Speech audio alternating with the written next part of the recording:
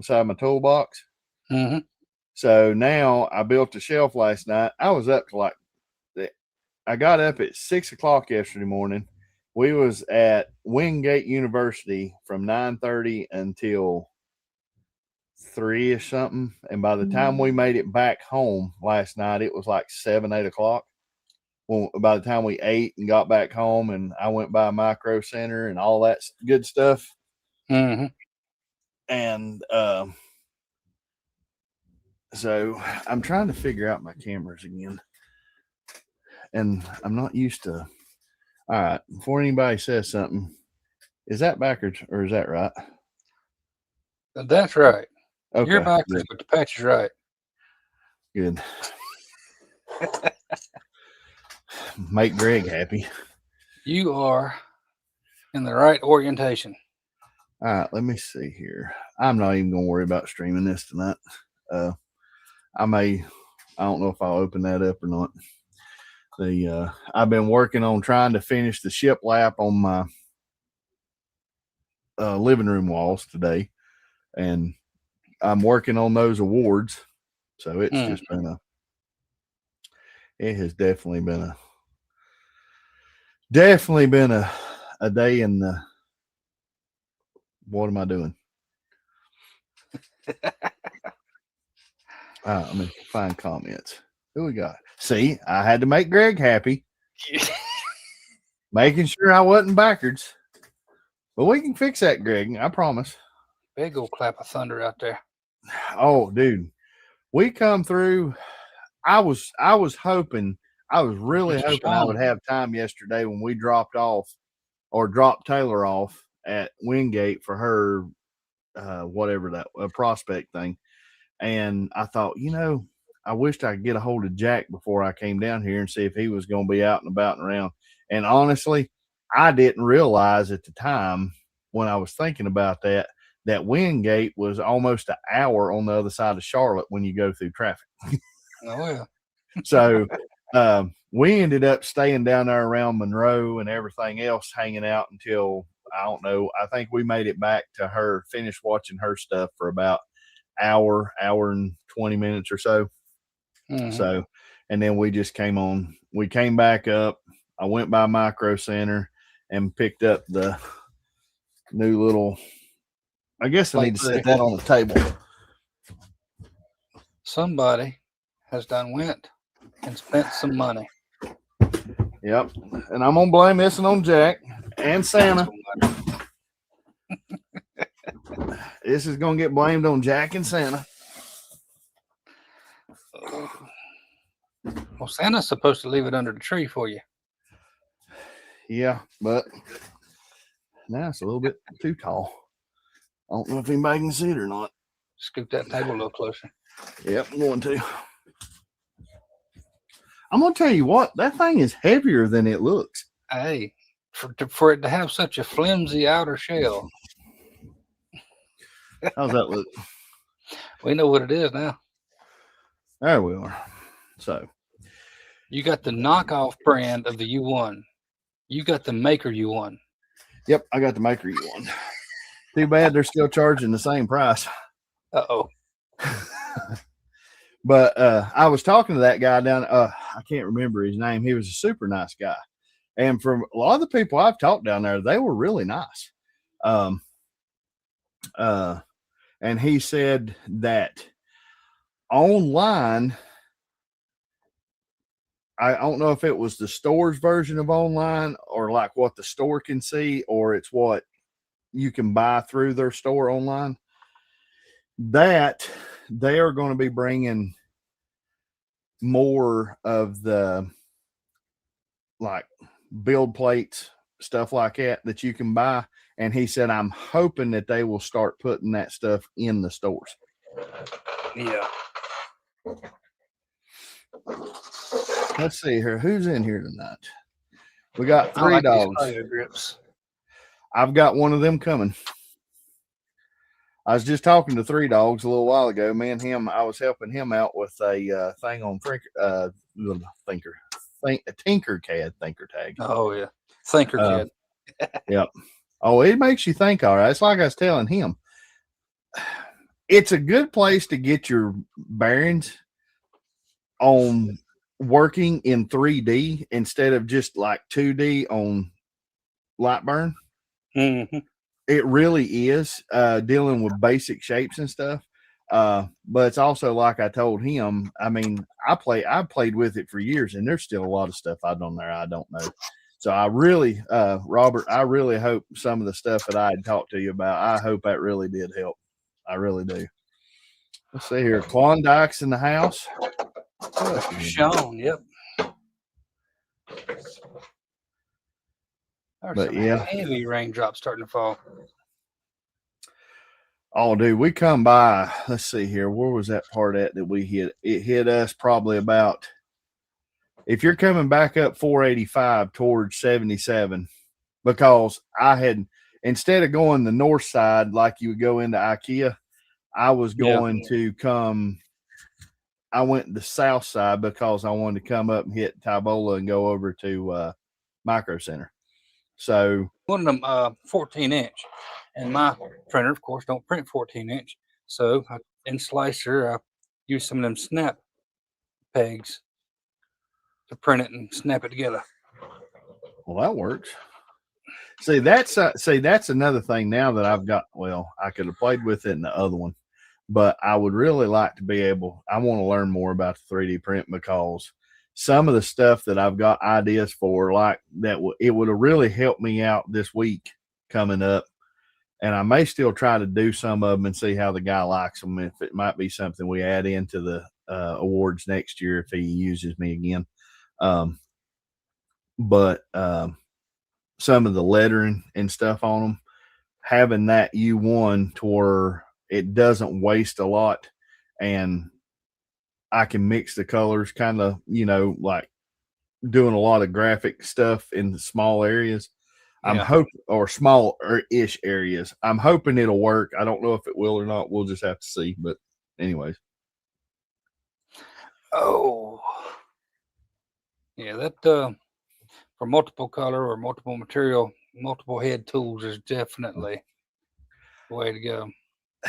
See, I kept going back and forth, and I'm like, I put in some of the early stuff for the cheaper, for like that light make.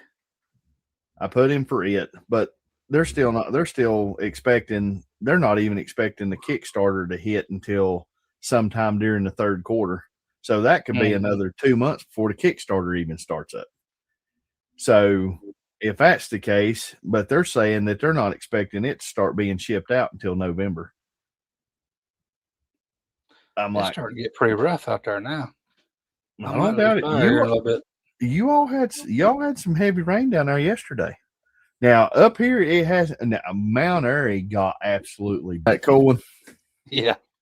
Now I ordered some of them for my Anchor Make too. Not Anchor Make, my Anycubic. Yeah. Now, go ahead. I'm just using a regular textured PEI on my X1C. Yeah. Well, now that's what I use a lot on mine. I also got one of those. It's the two-sided. It's got the carbon fiber look on one. It's got that holographic looking triangle one on the other. I got one to believe it or not, that I've used the carbon side or the carbon fiber side. I hadn't used the other one yet, but it actually does pretty good.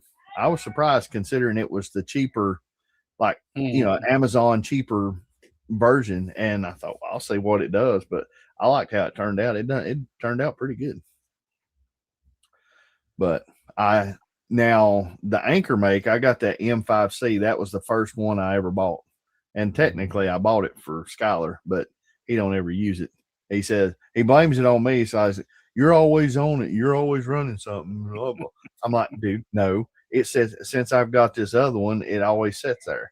So, but like if I'm wanting to do just a solid color, it works good. It does real good. I've done downgraded this one to a single color. I've got two AMSs over here. They're not even connected.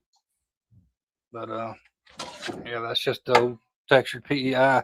And most things I print in here are PETG, and they really stick. So you gotta get up under there with that razor blade and a little bit and pop them off. What's the best? Is that 256 by 256? Yes, Okay, I thought it was. 256 square.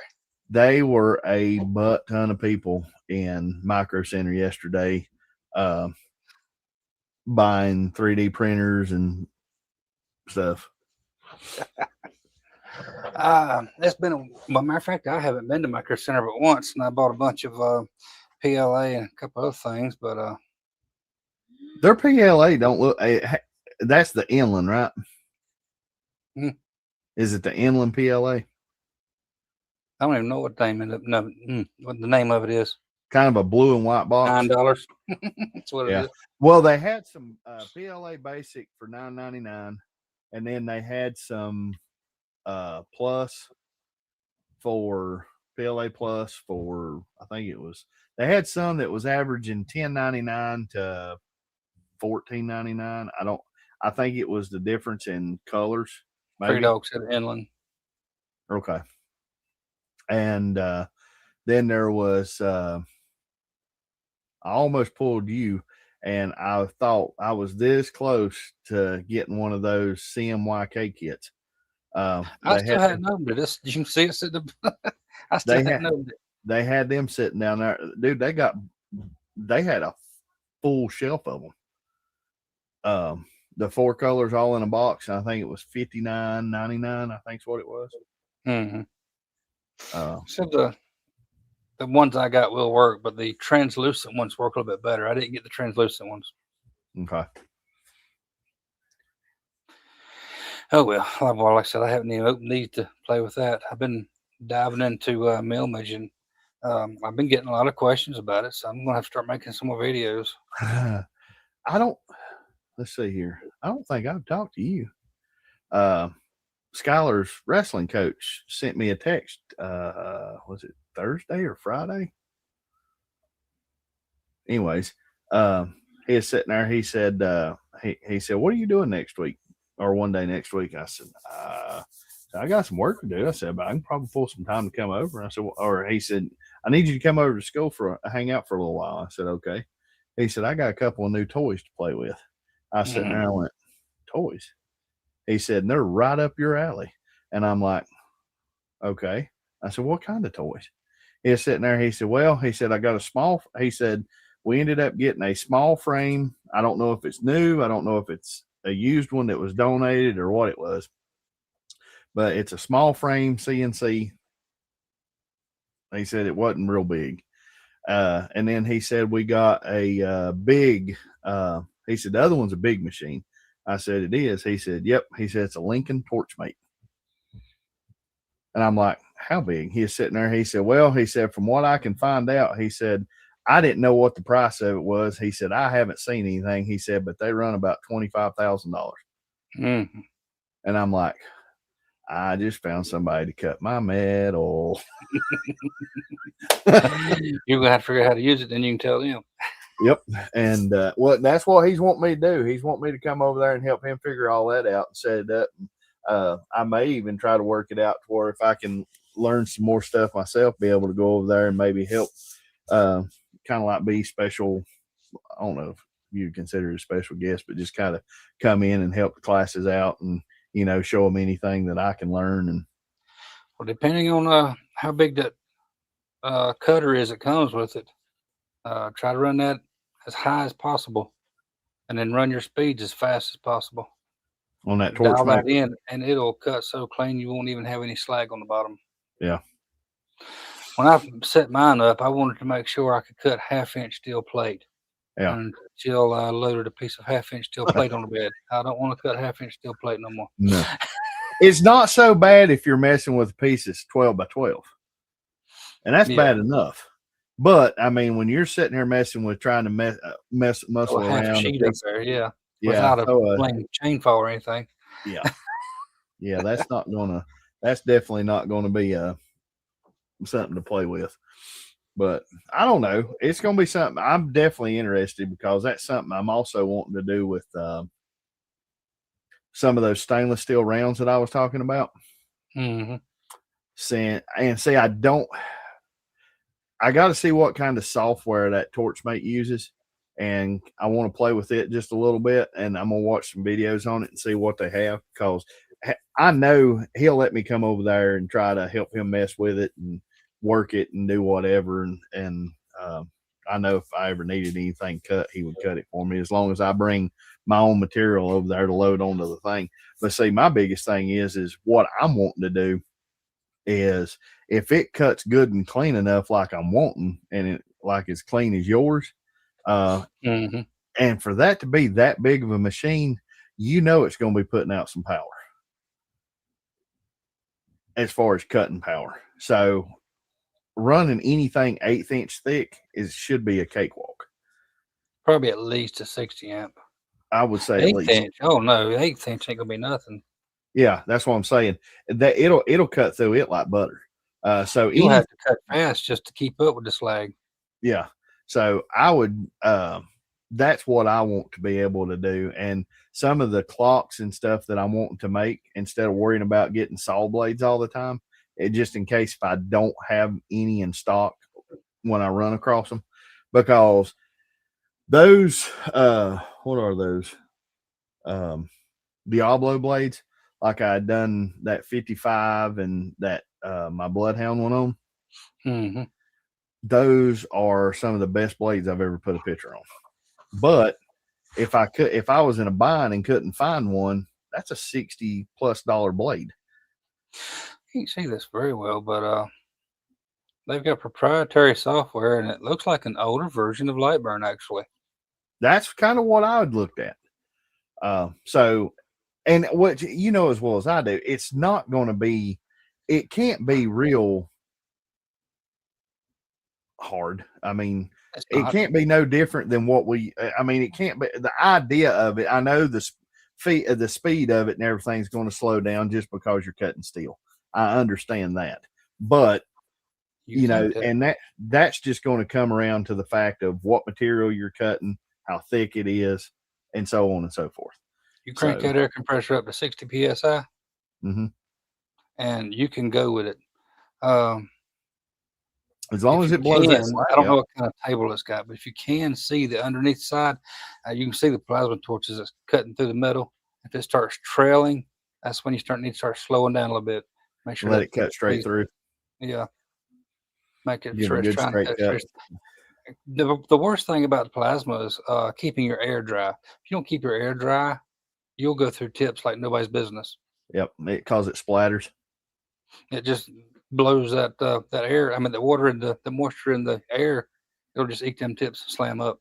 That's what I'm going to talk to him about when I look at everything this week. I'm hoping they've got everything set up on, and whatever they probably set up for the school, surely unless it was donated from somebody, that it was a used table and they was just, kind of bringing something in that was like that.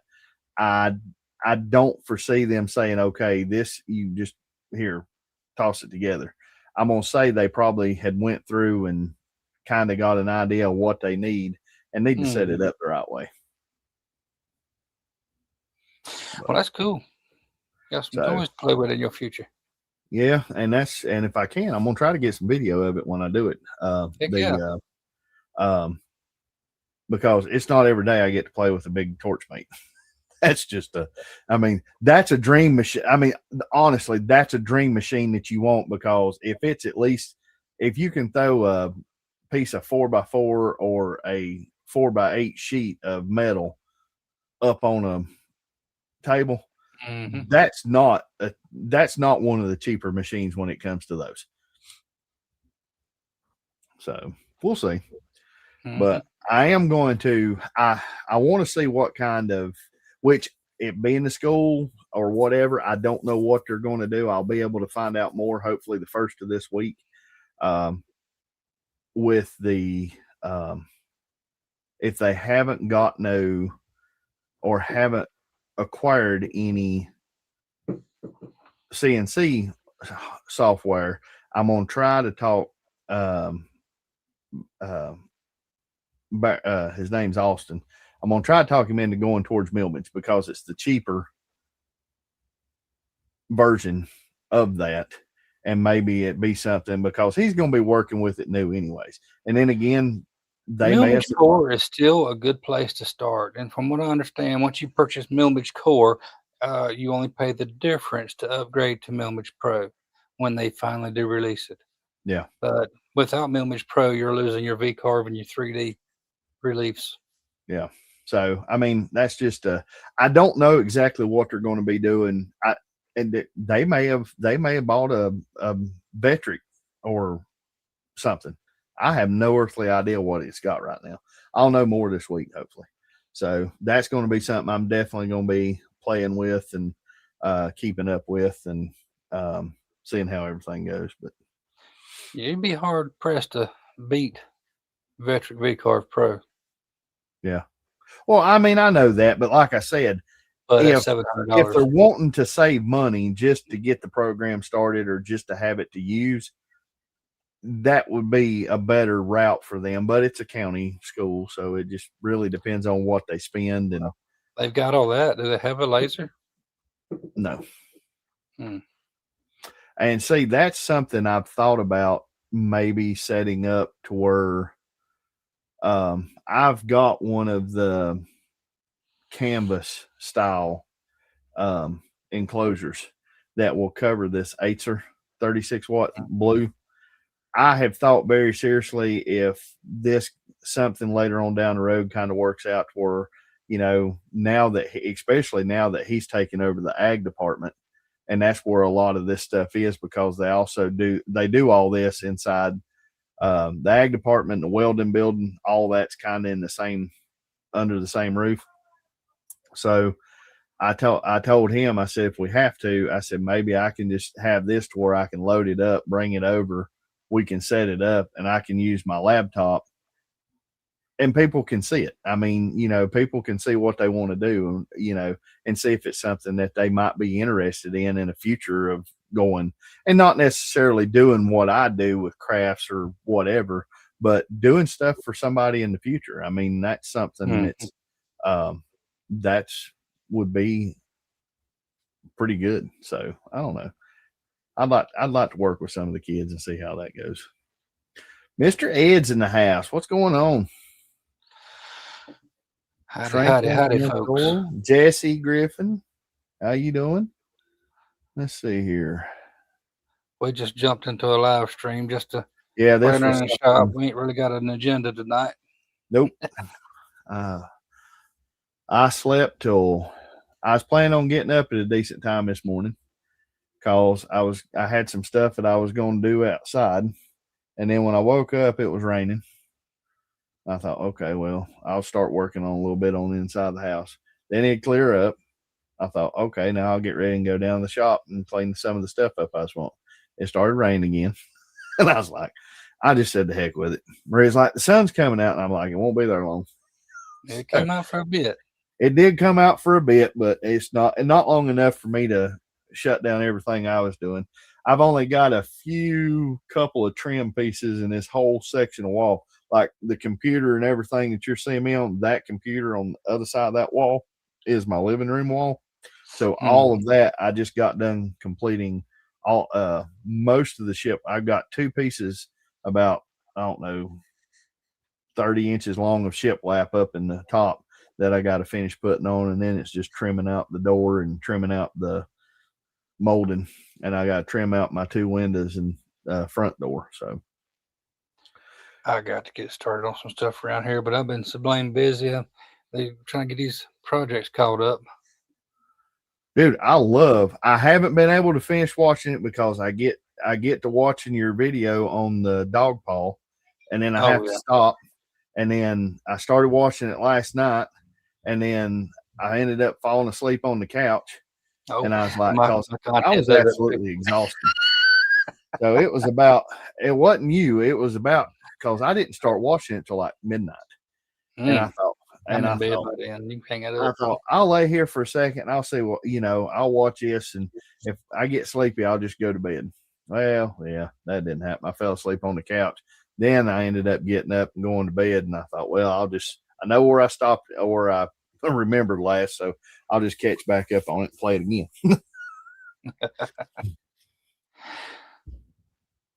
Well, who had where my StreamYard go? There you are.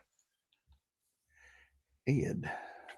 I think the Creality Centurion Carbon 2 is a good place to start if you want to get into. For an It's a enclosed, good, cheap enough. It's a Core XY. It's multicolors, 256 by 256 by 256. I think that's a good place to start. Ed, if I'm not mistaken, doesn't Ed live down next to Charlotte?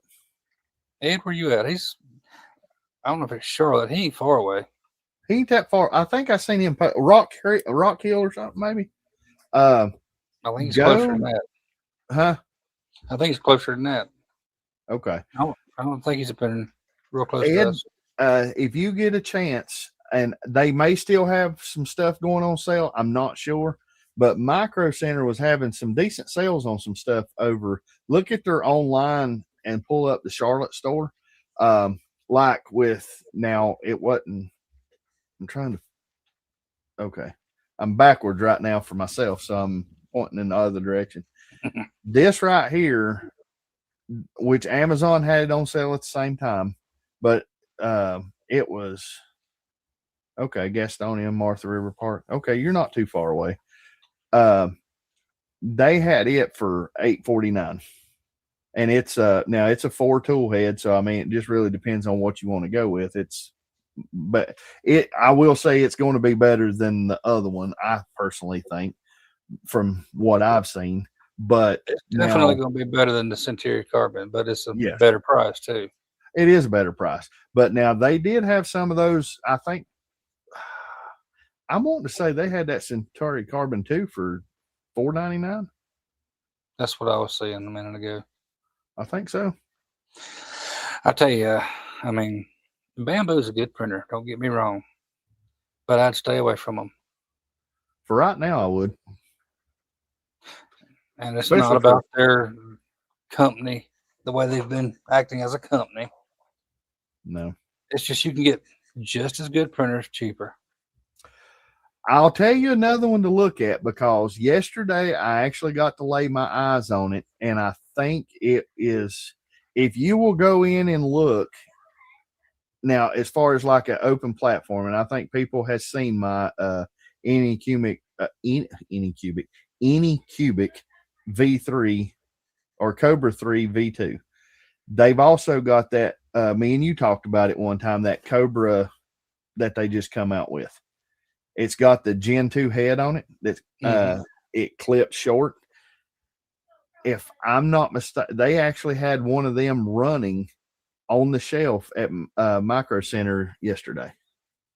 They was running a full sheet of little doodads, and I know it's not a tool changer like this one is, so it doesn't cut a lot of I would say it was cutting, because what it was doing is, if you look at that video, and please pull it up and look at it, because it was pretty interesting. Because I almost kind of backed out of this one and was going to save some money to go to it, but I really wanted this one because I can fully enclose it. But it's got that head on it, and it's got a cutter that comes up real close. So when it clips to change colors and drop another one in, very little purge comes out of it to get rid of, to swap over to the new color. So I don't know. It may be a way to go. I saw that one at Micro Center too. I think that, I want to say that Anycubic X, I want to say it was in the somewhere in the threes. But it was a 4-color, and it had the post on it up top, or you could spend the extra and get the AMS Pro 2 to go with it. Which now that AMS Pro 2, I'll be honest with you, I've thought about buying one of them to add to my Anycubic over here, to have the 8-color changer for like certain projects that I know I'm going to stack the colors. but and not really. It wouldn't. Yeah, that one right yonder. It's a bed slinger though. I mean, they're okay. I guess I try to stay away from bed slingers. I like Yeah. Core XY machines a lot more. This is going to be my first Core XY machine. This Snapmaker. So all my other two are bed slingers. So it just really depends on where you want to go. Now they've got one of those Spark i7s out there running on the floor too. It seemed like it was doing, but it reminds me the same size of the A1 Mini. It wasn't a big one. And I guess you could build an enclosure around that, but anytime you have an open frame like that, you are still restricted to your materials. Yeah. Oh yeah. Because basically that one's going to be PLA, PETG, PCTG. You're not going to be printing any ABSs or nylons or anything like any engineering materials. Unless you decide to put and mess around and sort of DIY one of the printer covers and you'll figure out maybe a little heater or something like that. That's definitely an option now. You can see back here on where my camera. Oh, my camera's ain't control ain't showing up. Where'd it go? Oh, there you are. Over on the shelf, you see those two Ender 3s? I had them on a shelf very similar to this.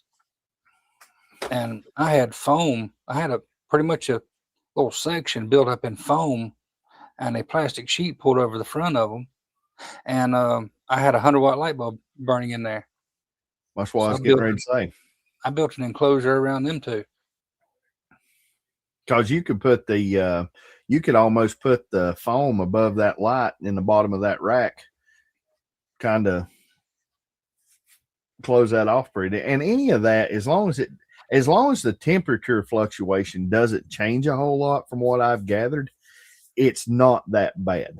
As long as it can kind of stay, but between the beds running and the other and a 100-watt light bulb, that's not going to be that bad.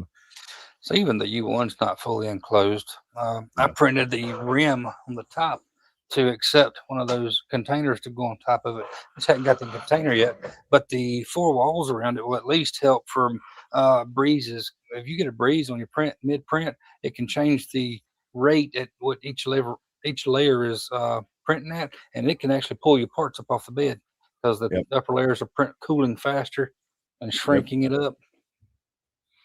I've been watching a lot of stuff on that.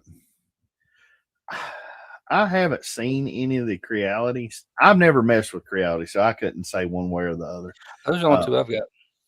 And they're the Ender 3 originals. They're not the Ender 3 2s or anything like that. There's the originals.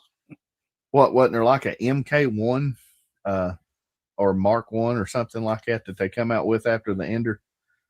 That was like a step above speed wise on those or something. I don't even know where their line went. I don't either. Well, see, when I was thinking about this one right here, right now for what I want to do, I would really like to work with a company and get some of the newer stuff in, like Infomec. I think that right there for the price is going to be awesome. Because I think it's an 8-color changer, and they've got it priced for $4.99 for the Kickstarter. I want to see the sidecar for the U1.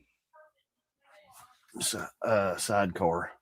There's a sidecar what's it called? And it gives you 8 colors. That ain't bad. But the Infomec, I think for the price, if it can hold up, who was it? There was somebody that they said Infomec got taken over by and was started. It's not a brand new company.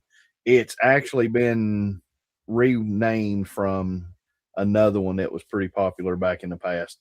So it wasn't just like a brand new company like Lightmake is. And I think that's something that's scaring people with Light Make is the fact that they're brand new and they're trying to bring two printers on at the same time.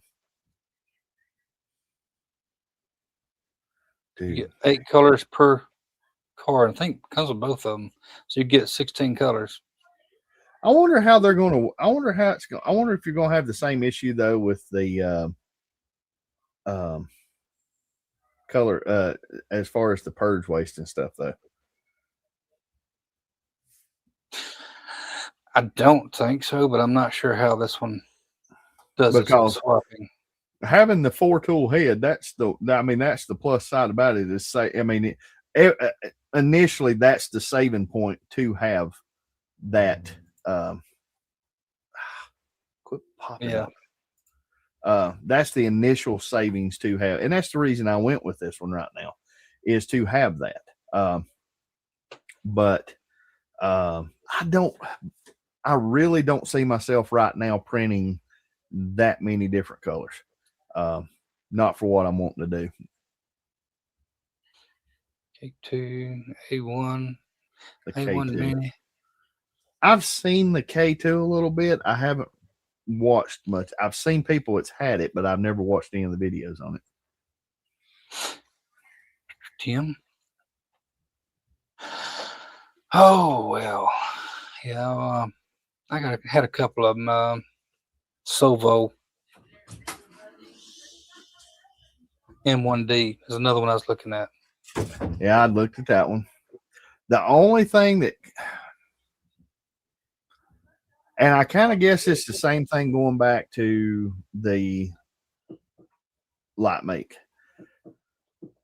Granted, now it's got a huge bed size. I'm not saying that it doesn't, but you still, if you're trying to do a single piece, that still cut, even though it's got what a 370 by 3 something by 386 or something like that.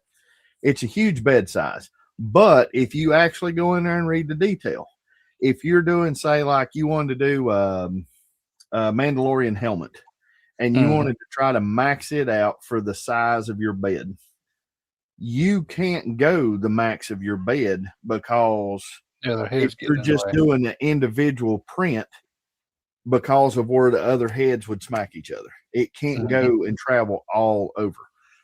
So that was something I was thinking about. Now, if you're running strictly a production setup and you wanted to run 4 items at a time, 4 different colors, oh, dude, hands down, that's going to be awesome.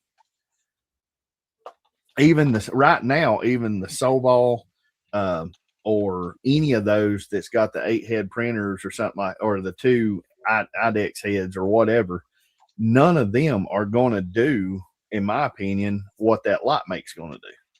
Not if you're doing production. So that was one plus side to that Light Make. Say if you had 4 of each color, or let's see here, you had 4 colors going and you had 4 or 6 items, depending on the size of them, that you want each color to print, say 6 of those items or 9, however it lays out in a square or whatever. I think one of the videos it shows doing the keyboard keys. I don't know if you've watched any of the videos where Light Makes had posted on any of them, but it was showing that they was doing 4 different colors, and I think they were doing like 12 or 16 keys at a time in each color. So you was able to do all of those at the same time, where another printer over here is going to have to do only. So from a production basis, the Light Make hand down is going to be worth every penny. But I don't know, the rest of them, like the Soval and some of the other ones, where it has the one head that's has a dedicated color, and then you have 7 colors on the other head that you can swap out. Yeah. I mean, you still come back, you only got one head that's changing colors. So, I mean, it's really different. So, I mean, I don't know.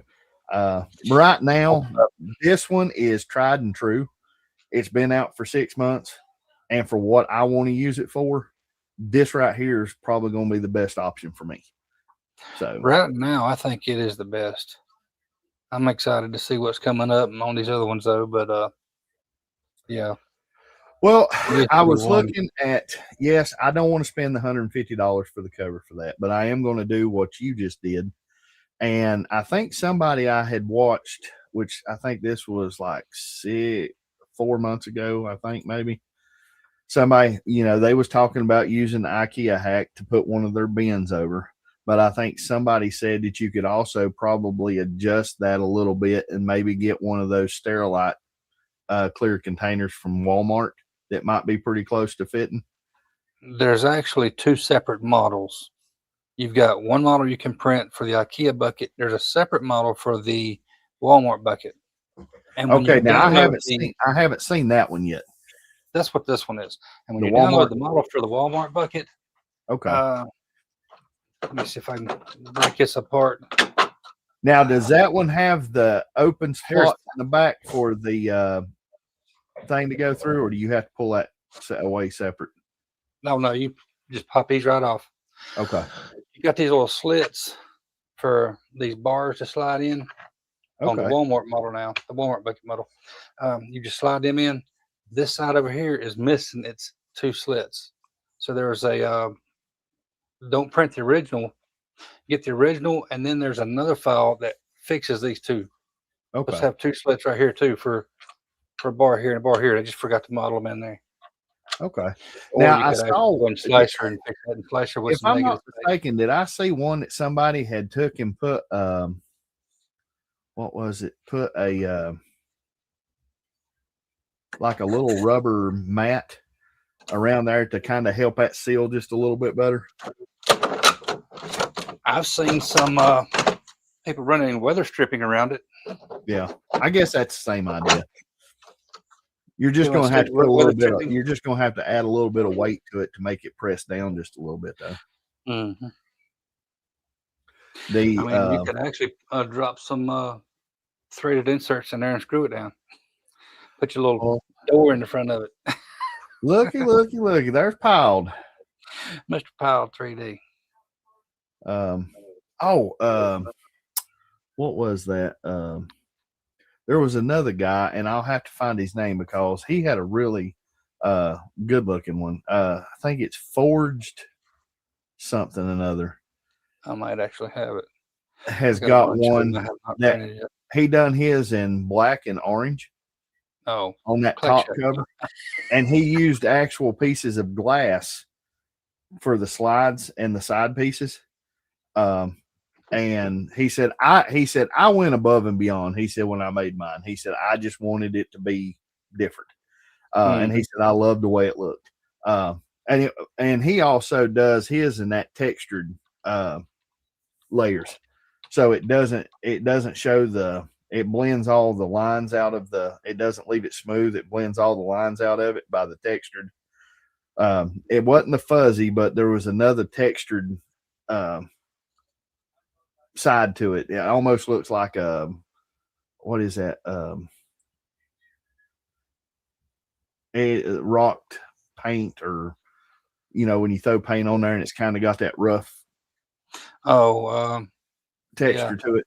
It kind of looks like that, which is a great idea, because in certain, like for certain items that's just decorative, it does take a lot of those lines out of it, of maybe even some defects that you would see in the lines on some regular, and then like the fuzzy texture or that other texture would kind of get rid of all that, which is a pretty cool idea. I mean, it's not bad. These are all the upgrades people have designed for the U1. Boxes for your spool holders on the side. Mm-hmm. I've seen some of drawer them bins on the bottom. I don't know about the drawer bin. Even push around carts. Yeah, I've seen that one. I was thinking about the drawers myself, but I like that one that it's the one so where people are doing that adds the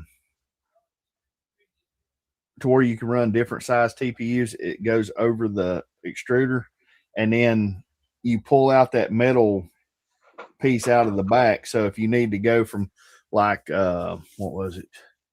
The 0.95 down to like 0.80 or 0.85, it would let them go in there a little bit better, but it almost uses like those little push in style quick release air hose The shark bites. Sort of, but it's just smaller. I'm gonna tell you, there's one thing I don't like about these spool holders. All spools don't have the same core size. I think somebody had said that that's where a lot of people have been taking those and making, that's one of their first projects that they just about print on some because of some of them not having the same size spool holders. You've got to have them adapters there. Yep. And a cardboard spool, be careful of the cardboard spools too. Where are you at, Gray? There you are. Where's that one at? This is a spool of my gray I had on there. And I was going to pull it off. It's just Eson gray. I was going to pull it off, do a color swap. I ripped the thing in half and almost lost the whole spool. I was able to stick that back in there and save it, and I'm still using it. So, so be careful pulling your cardboard spools off of the U1. Really, what I want to do is get a 4-spool filament dryer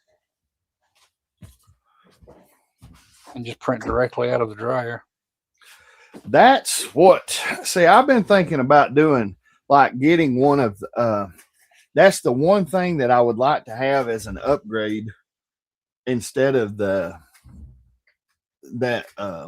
Anycubics Ace Pro. Go to the Ace Pro 2, because instead of having like one motor like the one does, or the first dryer that they AMS that they done, it just has one single motor for whatever reason. This one, the new Pro 2, has individual motors per color.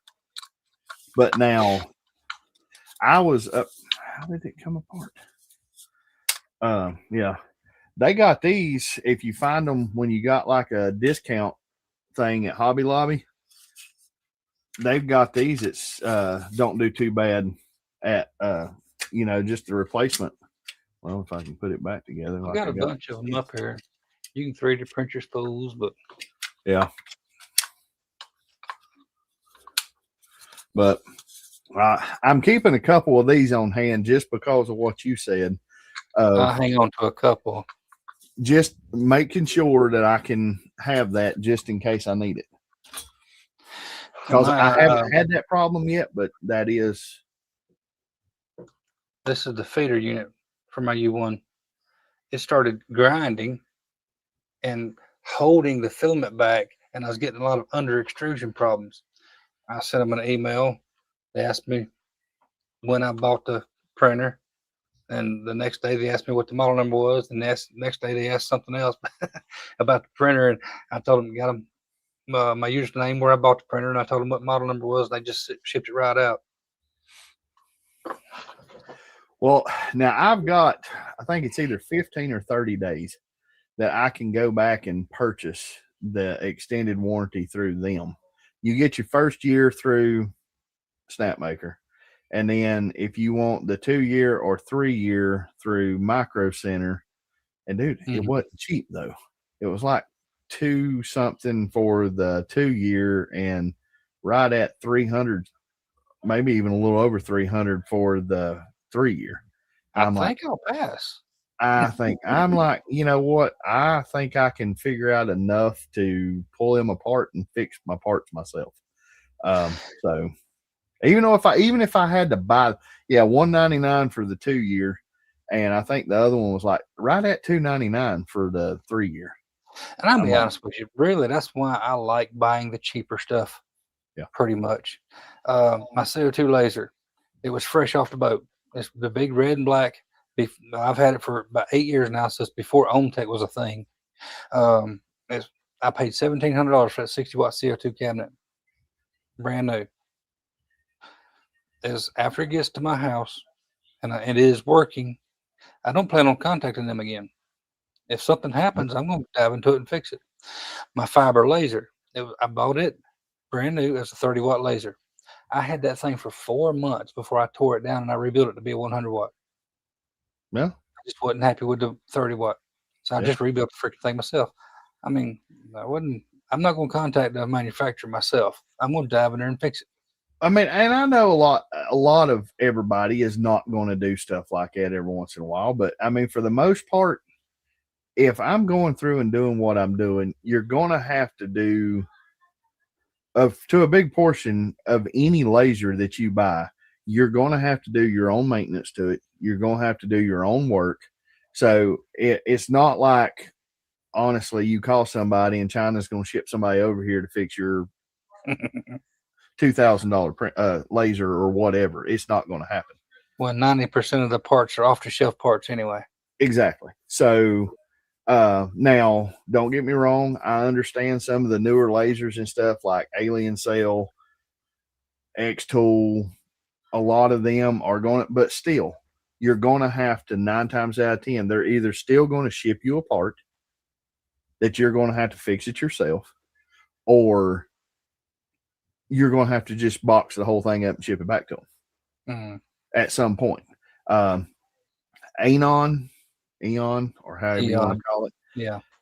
I think they are good printers, but for me personally, I can't, and for what I do, I can't afford to pay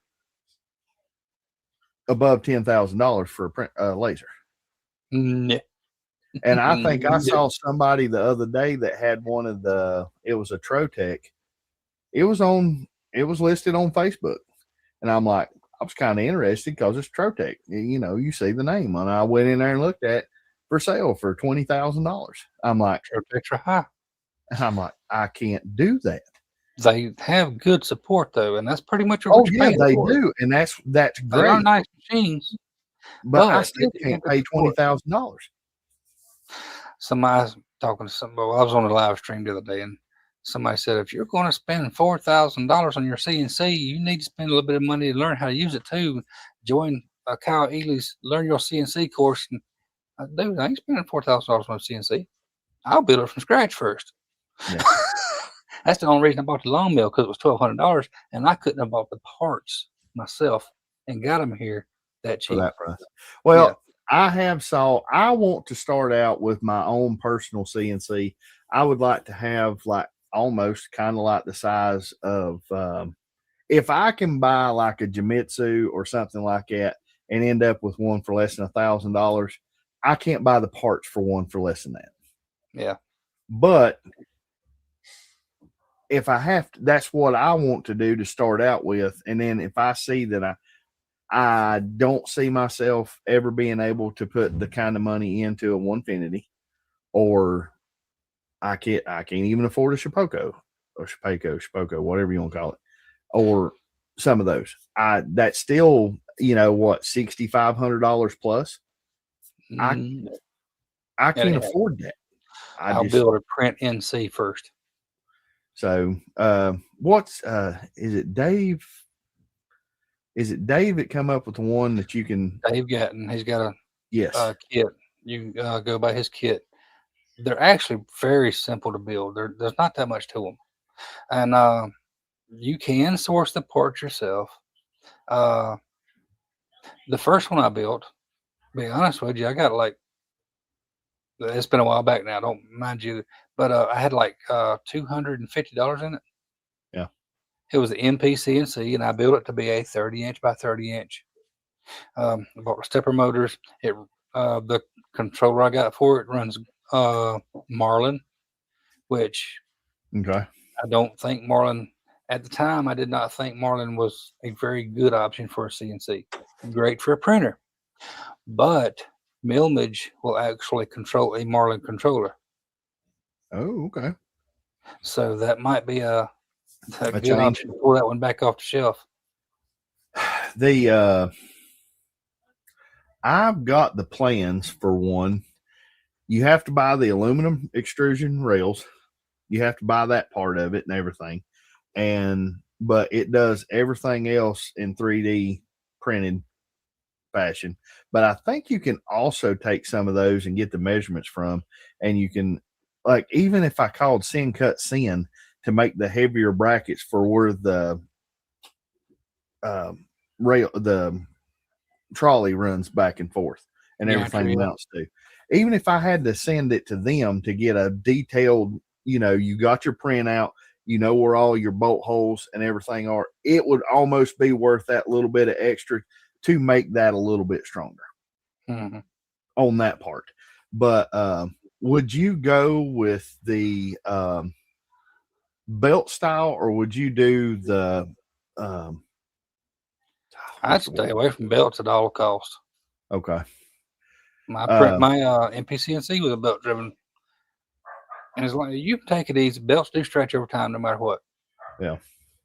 And you're putting a lot of torque on them running a router. That's going to be more than just a laser or what a 3D printer. Yes.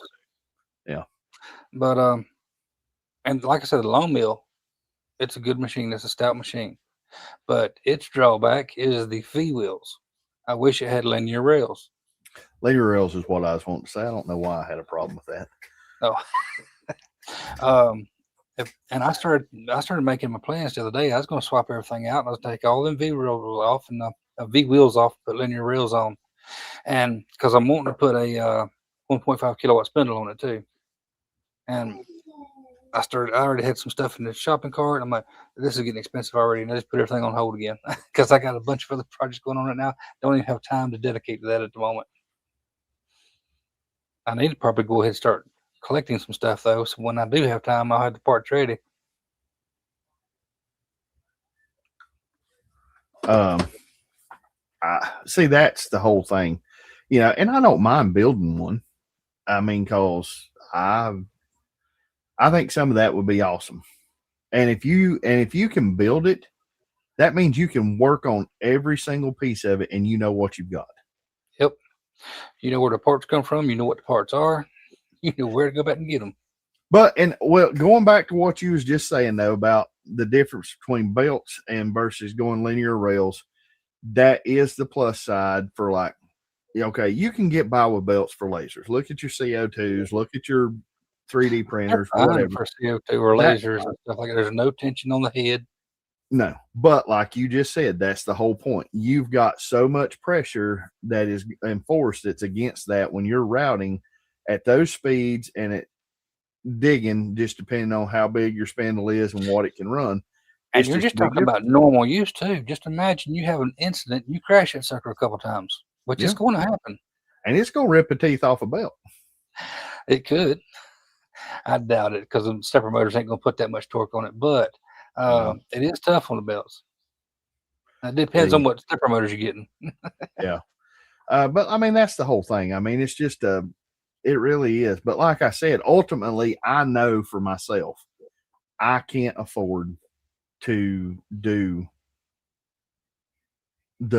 even the 4x4s or the 2x4s in Onefinity or Shapeoko or what's that other one? Onefinity is a stout machine. It is. Oh yeah, I'll give it credit. I mean, it is, but I mean, I hope you got a good wallet.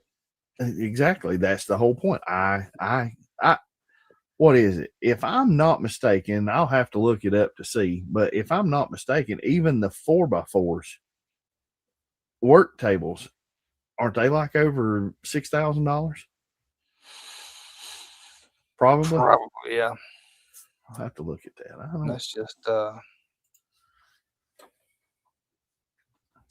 But now, hands down, I will say the electronics that they use and some of that stuff, yes, Mazo controllers. Yep. It's going to be a heck of a machine. Build your own CNC. I've never used a Mazo, so I'm not sure about the software. Well, they've got a sale going on one right now. What's this one? The Summer Sale Bundle. Experience a Gen 2 Elite Series machine with a sale price of $39.95. You get the red line CNC 15-inch AMI screen, real-time CNC closed loop motion controller. It don't say what size it is though. It don't look like it's that big. Let me see here.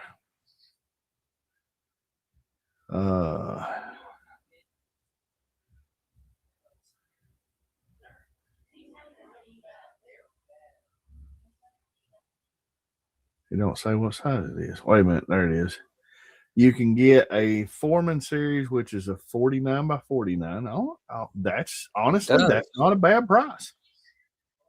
But still, I can't pay $39.95 for one.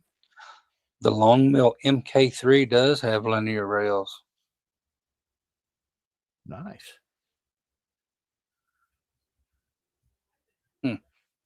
That one Fendy's got the Foreman, the Journeyman, and the Woodworker. The Woodworker's 33 by 33. It is still listed at $39.95. The Journeyman is a 49 by 33. It's still listed for $39.95. And then you got the Foreman that is 49 by 49, and it's listed at $39.95. Then you got the Long Mill MK3 48 by 30 listed for $1,800. That's a big difference. I mean, but like I said, it just. Hey, Mr. Mike. Know. Hello, Mike. It just really depends on what you're doing. It really, truly does. But I don't know. No, Greg, I thought he was going to unbox that printer tonight, but he decided to put that off. I'm still trying to catch up from yesterday. I didn't do hardly anything yesterday, but driving absolutely wears me out.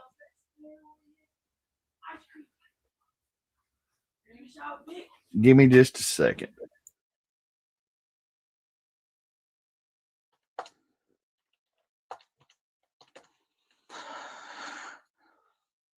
Well, let me look it up. I'm going to see what they're asking for that right now.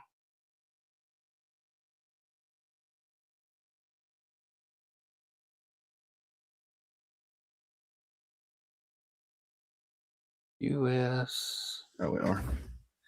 If it wasn't for the work that I had done today and getting everything else shifted around, and I got this, I'm working on this job that I've got going on that I got to have done this week.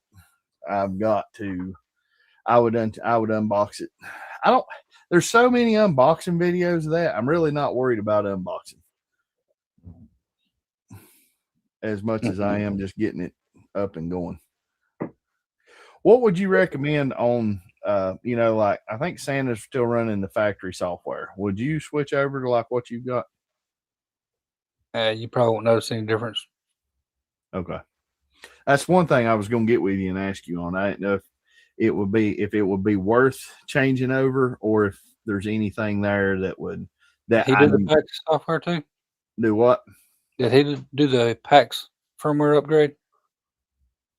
I don't know if he did or not. Hmm. You did, didn't you? I did. Now, if it comes in and does a factory update, do you have to put that back on? No. Okay. Let's say 50.189. Greg, I don't know yet, honestly. I will say, and I was showing it. I don't have my camera set up to where I can show it right now. I did change my printer situation around. If you see where the box is at right now, if you go straight back on that wall, that's where it's going to be sitting. And I'm going to have a camera set up for it when I get a chance for it. But I am going to be putting it over there. And that way, which now your U1 does have a pretty good camera on it, don't it, Jack? It's got a good camera, and that was one thing I wanted to go with the PAX firmware, which gives you got all you can dive into all your specs page right here. As far as streaming the camera, it is choked down to 1 frame per second, and I Okay. wanted it to go back up to 30 frames a second for streaming stuff like that. So, But you can use that USB port in the back for a second camera too. okay, well, I may end up just doing that then and see how I like it. Genmitsu starting out at $500.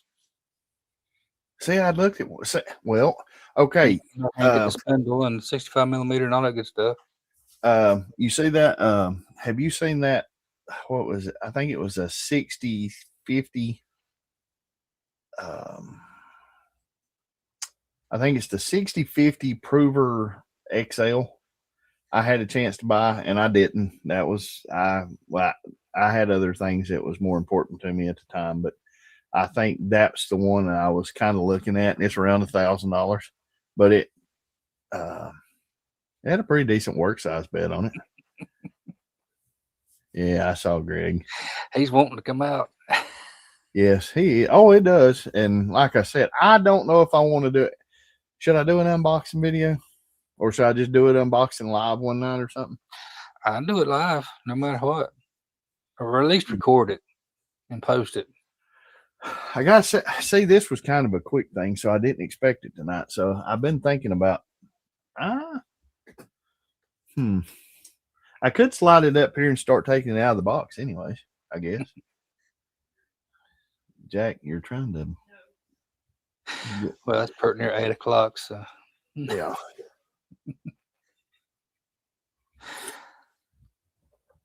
I don't want to see what the. Yeah, we thought we was going to do an unboxing tonight, but we got talking about this, that, and the other, and well, time's getting away from us. I don't know. I told I sent the same message to you that I sent it to yeah. Greg, you're just being a bully. Don't be a cyber bully. I sent that same message to Jeremy yesterday. He was sitting there. He said, "What?"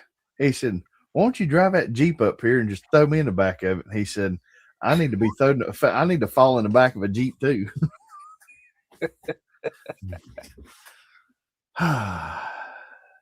You're tempting me. You're tempting me. I just don't have nowhere to set it up on the table yet. Well, you see where mine is right now. That's not where I planned on putting it, but Mr. William, how's it going? See, I don't think I can get my camera. I can't get my camera to shine over here. Well, I could get that one to shine over there. Wait a minute. Let me play with this camera just a little bit and we'll see what happens. At least sure they didn't put rocks in the box. Well, that is true. Mm. Well, let's see here. Take that one up to about right there.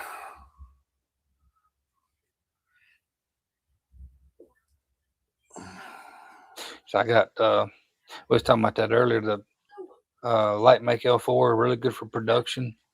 Yeah. I got 5 printers sitting here, not a single one of them running right now. Whether you had it or not, it wouldn't be no production. I am going to, let's see here. I think I have got, did I save that post? I'm not sure. I'm going to copy that link. You hear my dog in there? It must be a rough life. She is sitting there. My wife is trying to get her to be quiet, and she won't do nothing. All right, let's see here.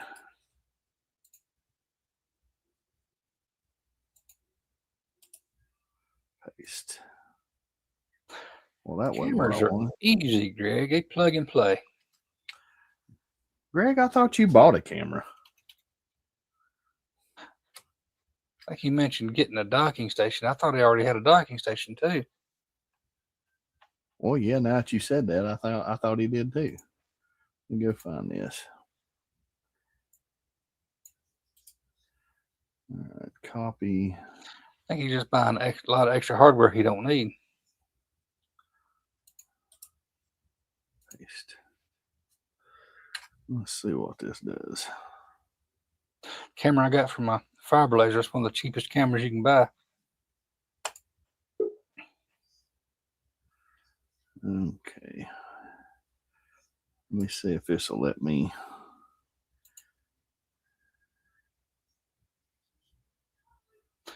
I don't think you can do it. I don't think it's going to let me either. Can't I was get going to try to go into this other one, but it won't let me. I'll just have to, I'll switch it on this other one. All right, let's do this. You can still see my big fat ugly hind end.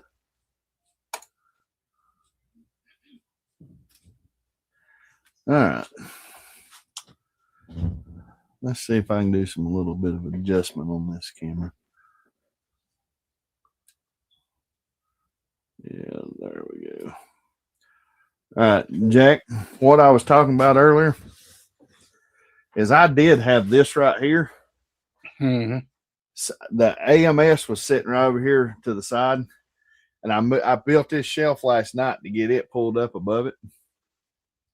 And then I moved the Anycubic over here, and I just set my anchor make back up over here. Because I'll be honest with you, as small as that and cheap as that anchor make was, I was honestly, so far, I can't knock it because it actually done pretty decent. And it still does for like single color, like doing brackets, but it's only got a 220 by 220 bed on it. So that kind of makes it kind of aggravating a little bit. Let's see here. I gotta shift this stuff around. Y'all making me do this in a messy room. Let's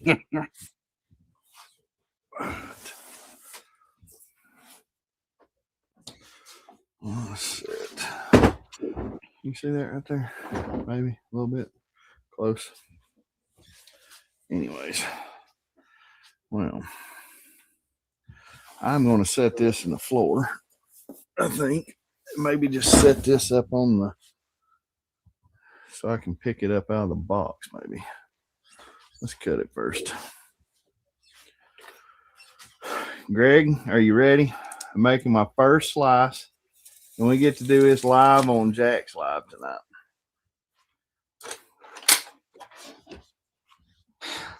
That's the way I do mine. I pull my cameras into OBS and start the virtual camera, then in StreamYard select OBS virtual camera. For some reason, I've got to go through and I've got to learn all that. That's something I just haven't done yet. I've got my Bamboo camera tied into OBS too. I don't have the U1 camera tied into OBS. Okay. Man, I'm telling you, I can't believe how heavy this thing is. This thing is heavier for what I thought it would be. Yeah, Greg, that's typically what you want to have. The docking station handles everything except for the one cable that goes to the laptop. Yeah. Now, if you're running multiple cameras, you do need to make sure those cameras are plugged into 2 different USB slots. I found that out the trial and error way. Yeah. Yes, that is he is unboxing the Snapmaker U1. Yep, this is the Snapmaker U1.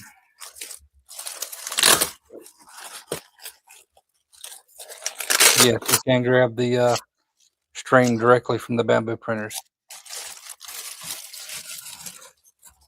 I'm gonna tell you what, this thing is packaged really nice.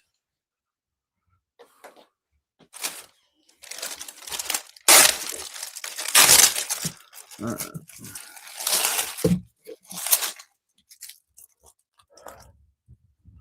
Let's see. Pull that out real fast. Let's see. Here else we got on here. I need to catch up on my.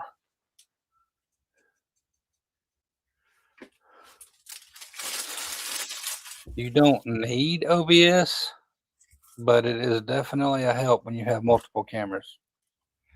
Yeah. Well, I mean, ultimately, even if you go with the most expensive package StreamYard has, you can still only tie in.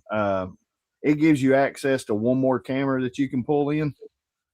But let's see here. And I've been on the free package for a while, but I did upgrade for 2 months anyway. Man, I'll have to say one thing. Let's see here. That's got a, well, I guess I'll have to come a little closer. Oh, it's got a book and a half. But I mean, it's got good color illustration in it too, though. Yeah. I mean, it's clear. It's not like your typical overseas 3-page manuals that is wrote out in something you can't understand to begin with. That's actually pretty nice. Not bad. Let's see here. What else we got? And when you go up, when you got your Bamboo Studio pulled up, you go to your devices, of course, you can start playing your camera through the studio. You come up here to the little nut and you get this go live button. You can turn that go live button on. I don't know why it ain't going on right now, but actually after you do that, there'll be some instructions. There'll be a link to take you to a web page to show you how you can tie that into StreamYard. All right. There it is. Mine finally came on. And you got this blue link down here. Show live video guide page. That opens this web page and it will walk you through how you set that up in StreamYard. Oh, is that for OBS? But no, this is for this is for tying or grabbing the stream from your printer and putting it into OBS. Okay, I need to. Now, did you say that what is it, that package or whatever, that upgrade you done? But does that let your camera run at the full 30 frames? I have not found that option yet. I know that it's in there. I've heard everybody talk about it, but I haven't actually dug into it that much yet. I've been too busy using it and I hadn't spent enough time playing. I hope this plastic holds.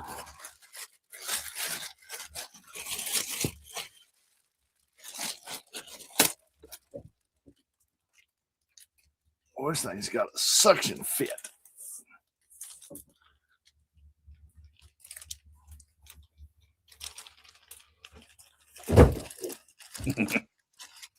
Jeez.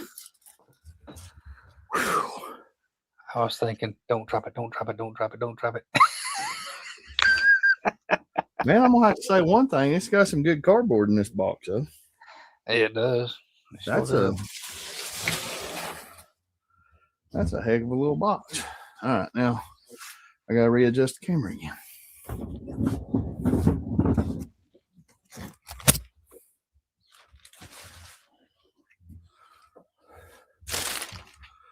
All right.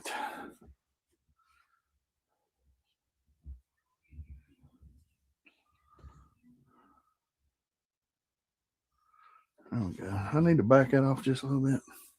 Well, at least you know it's not just a box of rocks now. Yep. Well, we ain't got that far yet.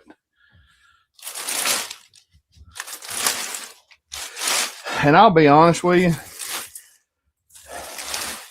when you spend that kind of money and you're getting something, you know, it comes in a cardboard box, it's almost kind of nice knowing that I went to Micro Center and picked this up. Mm-hmm. So 9 times out of 10, that came, and they had 17 in stock in Charlotte when I went down there yesterday. So 9 times out of 10, they come in on a pallet wrapped all together.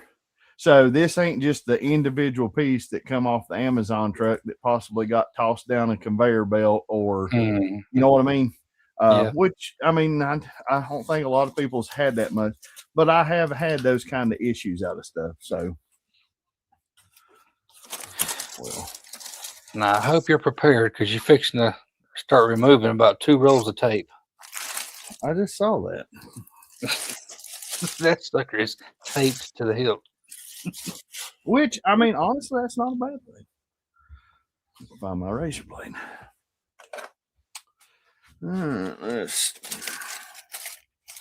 Well,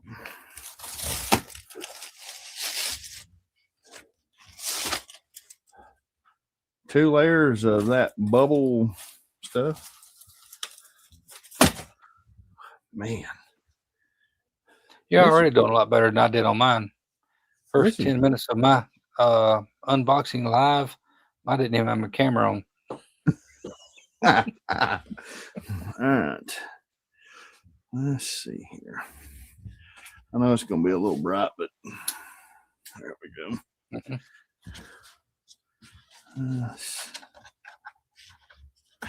Boy, and they use that nice threaded nylon tape too.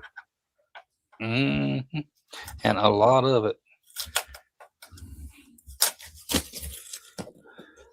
I'm gonna have to say one thing. I'll give them credit for anything they done. The packing on this stuff is, I mean, it's top notch. I mean, it couldn't have moved it in that box if it wanted to.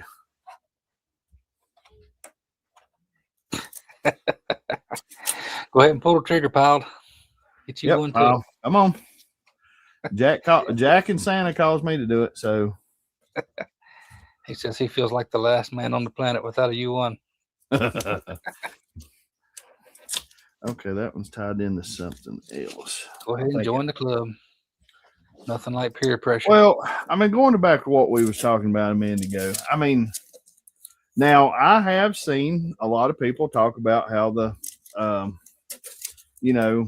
the new version, it's not really necessarily even a new version, but the way FlashForge has went in with that Creator 5 and has fixed a lot of the problems that they started with. I mean, yes, the price on that one is going to be, if you get the one that's enclosed with, don't it come with the top? I think, Jack. What is it? Which one? I was reading chat. I'm sorry. The Creator 5. Don't the more expensive one come with a top on it? Actually, as far as I know, the Creator 5 was opened. It don't even come with a back and the front. Well, no, you got two different versions of that though. You got the open one for $6.99, and you got another one for $8.89. Oh, yeah, you sure do. Does it come with the top? Yep. But is the front and back 49? Is it still open though, on the front and back? No, it's enclosed.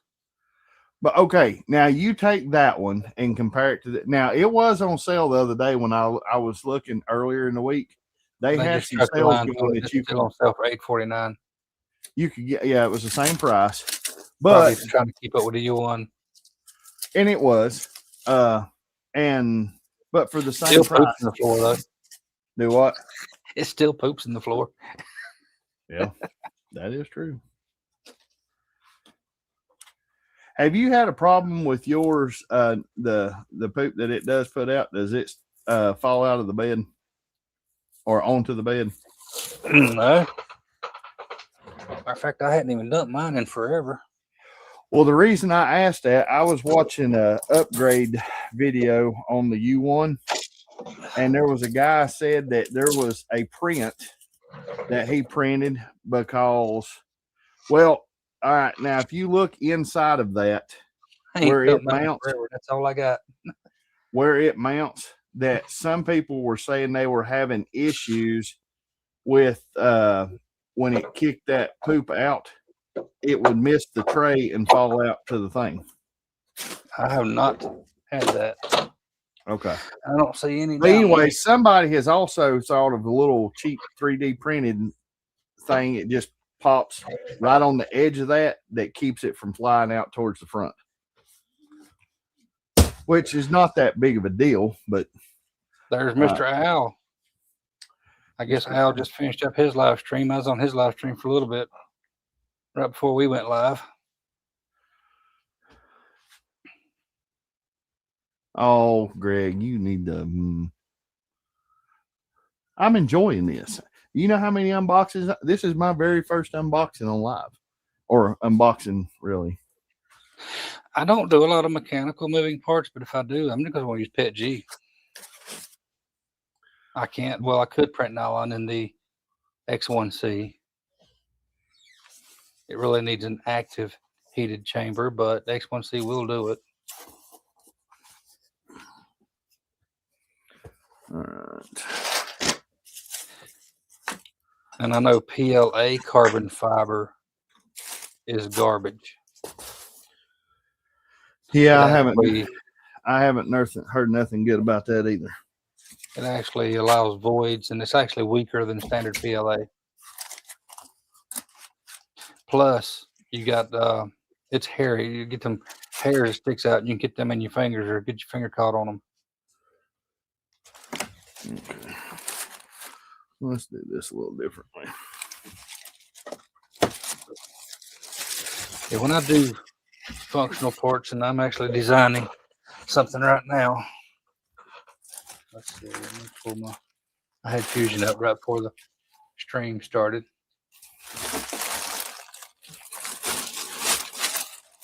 Oh, I didn't got nothing here right now but the ring. All right. Well, maybe anyway. I should have recorded this and put it on mine. I don't think I ever hit the record button on my side. Did you not?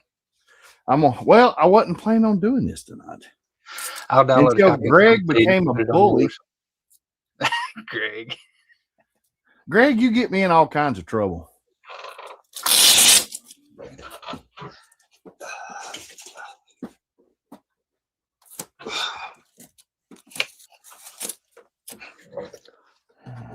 Most of this is PVC. Got some foam padding up here. What this is, a kayak is going to rest on these foam pads. And this is going to be a little kayak cart.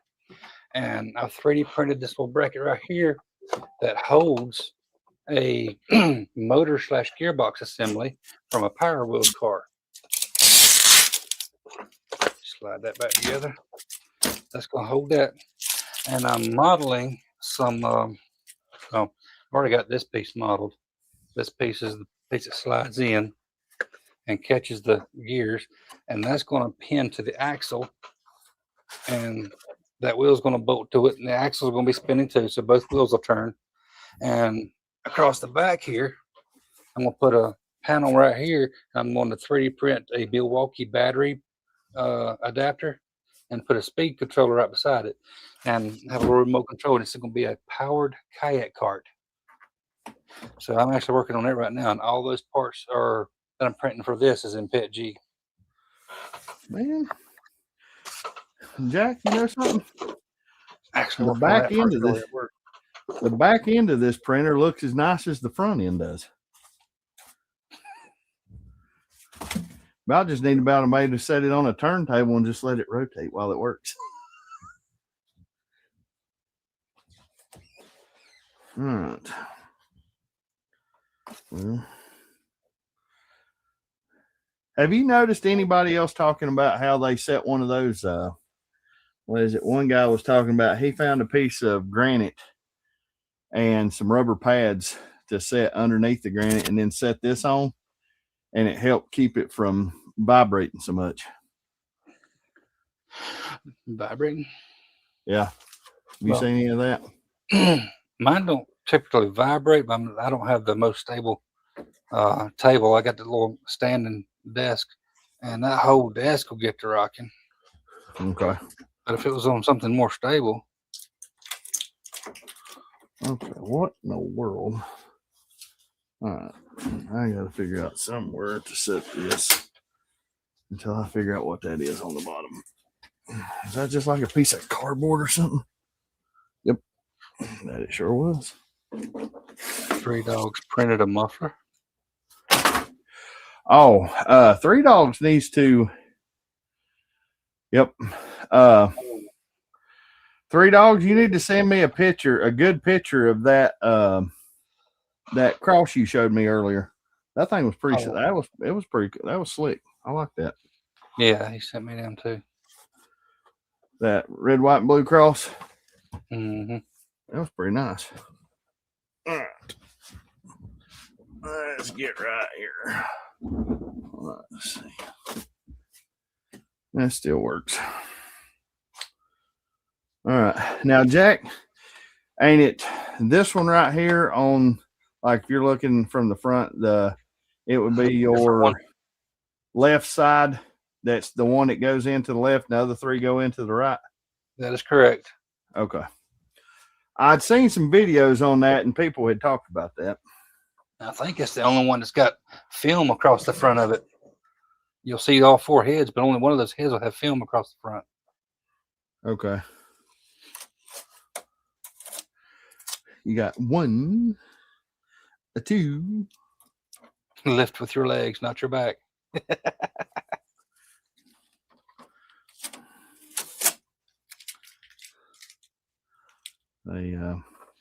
I think I am going to go ahead and print one of those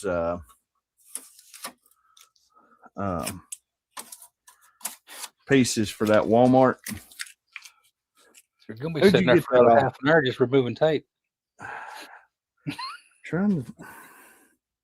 Okay, I think the rest of it I can come in. Good Lord, there's tape. It's on the inside of this thing. I told you, you got 2 rolls of tape in there. Let's go. They help my time. Yeah, I printed that rim about first or second or third day rather, and I ain't got the bucket yet. Good Lord, there's tape everywhere. I didn't even realize there was tape all the way around the bottom. Heck yeah. All right. Let me pull this out of the. What's in that big box? Oh, that must be the. Huh? More tape. Yeah, I can see it.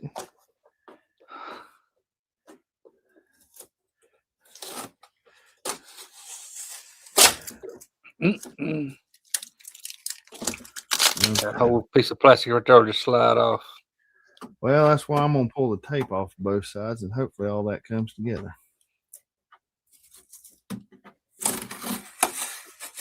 Have you ever been down there around Wingate University, Jack? I've been down there. That's a pretty nice little school. Mm. Well,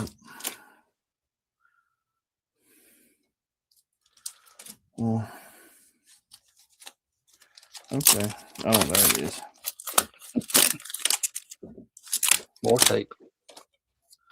I was getting confused.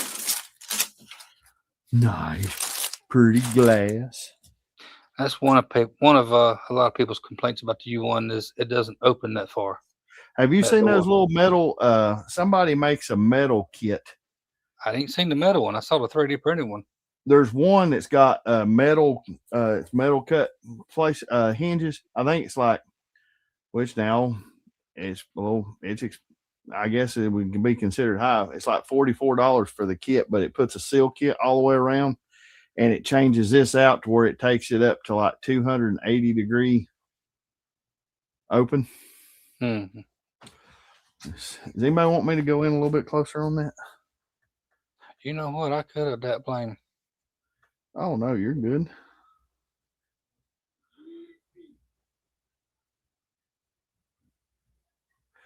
Just trying to adjust the camera. I should have had your screen up. Sorry about that. Oh, you're good. Well, we all talk. So, I mean, let's see who we talk to. No returning it now. Nope, Greg, I wouldn't be returning it anyways. I'd fix it. Fix it. Kilroy. How many people we got on tonight, Jack? Being it's a Sunday. Right now. Well, honestly, for a Sunday, that's. I know it's 8:16, so the Clack Shacks done went live. Yeah. Well, this was just one of those things that when you sent me a message, I was talking to Three Dogs earlier, and I was going over some stuff with some in Tinkercad to help him out a little bit. And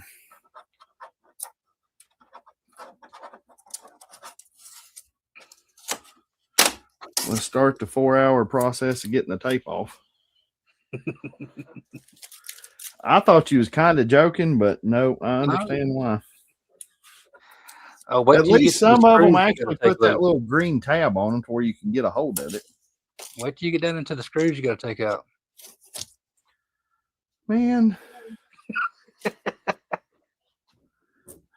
think there's about 4 screws you got to take out of the bed.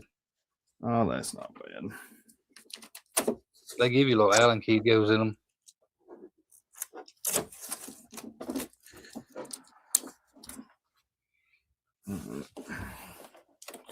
What's that tape to?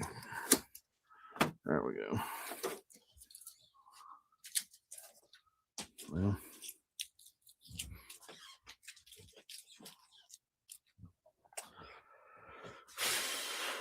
oh, another thing I was going to ask. Have you seen those people that are going into, well, give me just a second. I'll turn it. I've seen 2 people that has, what's on the bottom? More tape. No, it's foam. Is that Don't throw it off the table now. well.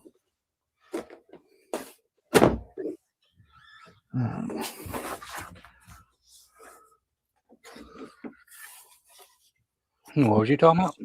There's some foam. That's what that was tied to. Look at another piece of that. There's another. I don't guess there is. Right here on this side, I've been seeing people that is pulling this panel off because of the control board that sits right here and one right here inside of this. Have you seen that where they've been taking fans and making the PVC panels for them? And it helps keep these 2 pieces. One guy said that it was knocking it back from like 90 degrees Celsius down to like 50 or 60 where these boards was getting hot. Some people was talking about that part too. I have not seen that. But you can, I'll try to, if I find it again, I'll send you a link to it. There is people have been taking and wiring those little fans in, and they say it keeps them a lot cooler because of the way they've got this closed off right here, that it doesn't let these control boards, and you can see them down from if you're looking, well, I'm looking from the back, but look down beside that threaded rod coming out, the driver coming up, lead screw, yeah. Where it goes into the front of it and the behind it. There's some control boards right there that they say put those fans on and it'll help keep them cool. There's more tape. You see them rubber plugs on the top right there? Yep. You'll be taking them off when you print that rim. Yeah, I seen that too. I think one file that I saw somebody do for the IKEA one had it set to where those little it had little feet on the bottom that went into those to keep the vibration down on one. But now some of this was stuff that was back probably 4 to 6 months ago. There's that. Is that all? Nope. I think I actually got the last piece of tape off for the back side. I got to do. Yep. Now, turn that around.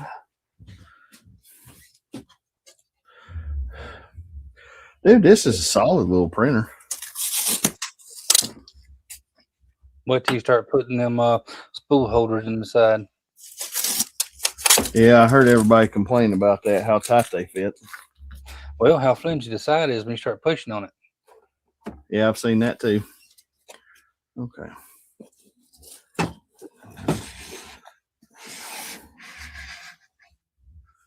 Ooh, nice. Nice. It is nice that they send you 4 spools of filament.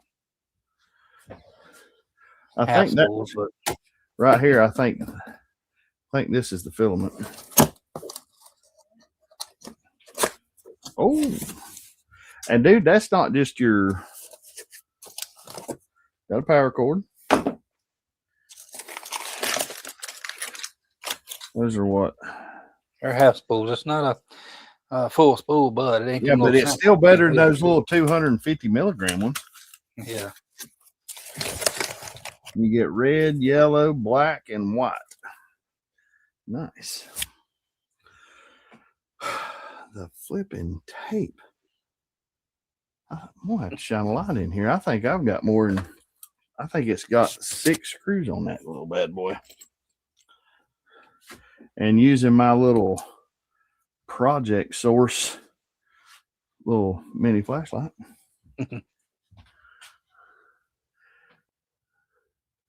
Oh, nope, Jack, you lied to me. I've got 6 screws instead of 4. There you go. I couldn't remember actually. Nah, I'm just messing with you. Okay, what is, all right, where's my, is that in this box? I'm assuming so. Oh, yeah, one of them. I don't. I don't see it with filament. Client can't use the U1. It don't come with orange filament.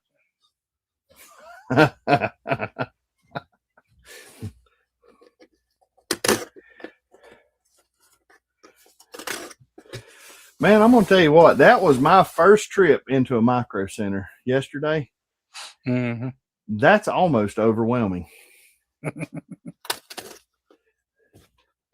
I've seen Walmarts that were smaller. Yeah. Got one right here in Dallas. There's that. Let's see here. Right here. What is this? Is this the little oh,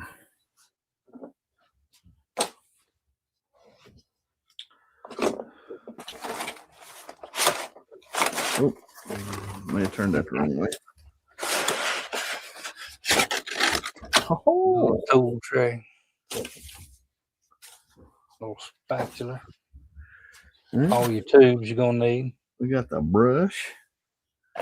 Got all the tube.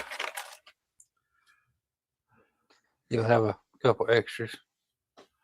Well, that's a good They thing. do kink easy, I can tell you that. They do. Yeah. Is there a better type of this that you can get? I don't know about aftermarket PTFE tubes, because you know that's once of those tubes are oversized anyway. Okay. And that's the ones that go up from here. Yeah, to the head. Yeah, over to the head. Yeah. Yeah. All right. We've got a nice little bag of clips that holds all that together. Now, I saw somebody that had made some, they had a 3D print file for those, like back here where all the tubes and stuff come together. It keeps them clamped together. Got that file. I thought I printed them, but I didn't. I don't have them on there anyway. We got our little clogging tool.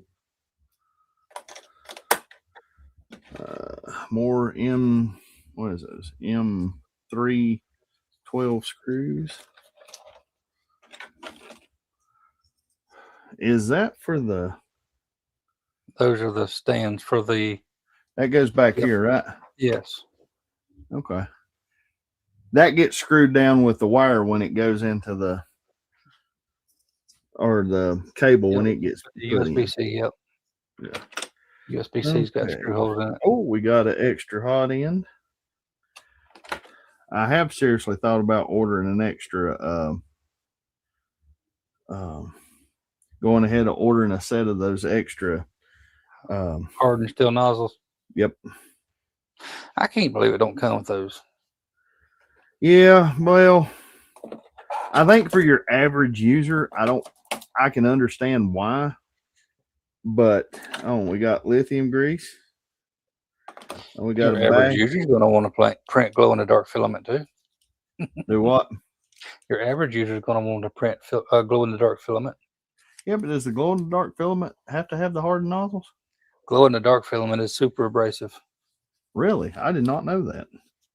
Cause I have got some for I ended up ordering a small box of what brand is that? Let's see here. Sunluz.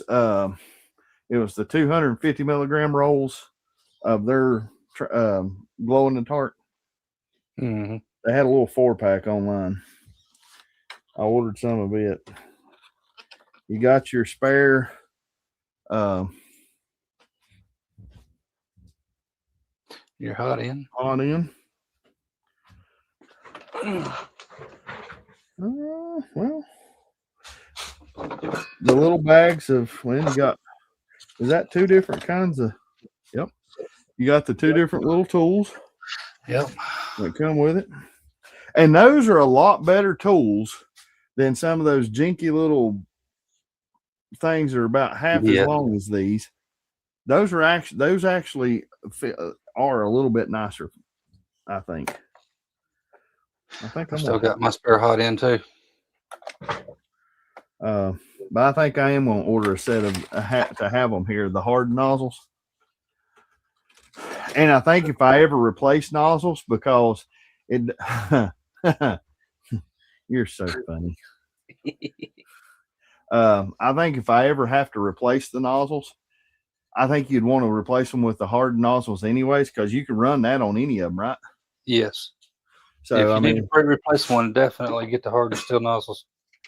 So what would be really, what's the point? It's $50 for the whole set. And honestly, that's not that bad, because if you buy, you don't even have to buy them all at the same time. You can buy a 2-pack, $25. Is that the right size? You replace a couple at a time.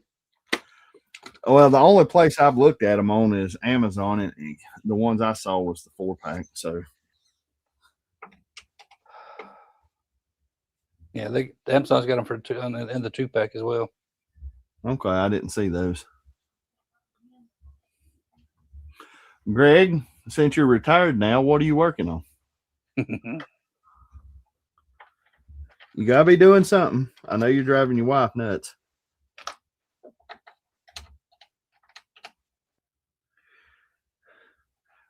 Are y'all smelling? Is the smoke real bad out there, or can y'all smell it? I'm wondering if they're. I know I talked to Jim one day this week, and I asked him what he was doing. He said, sitting in the house. He said, I can't stand to go outside. He said, the smoke smells bad. All I smell is pit boss. Down here in my shop right now, all I smell is plywood. I've been laser cutting plywood all evening. Yeah, I'm getting ready to start some more rounds of that. I've got some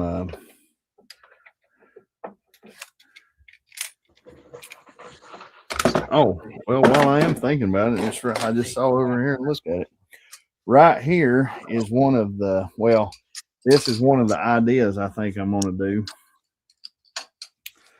Let's see here if I can get it set right.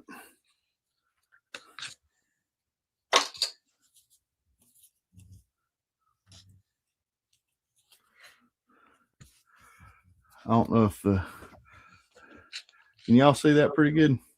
I might have to change it out to the blue. Let me change it out to the blue. It might be a little bit darker to see through that a little bit better. Oh, you got cutouts. You got a backer plate. I had made these. Well, like I said, when me and him was talking about this is all come on. He called me last Thursday evening and was wanting to know if I could do any of this. And of course, when a buddy calls and you do what you do, you try your best to help them out the best you can. You said, well, that's a stupid question. But anyways, look at that. This is the front panel of his award. And then there's going to be a black panel that goes around the back of it right here. And it's got a spot that I keyed into it. It's probably about 10 millimeters bigger, and it's solid. It's going to be painted black. This is going for, I think we're going to do these to where they do like the best in class. But then I think we got like 5 more. I think it's 5 or 6 more that we're going to be doing separately. That's got different things on them.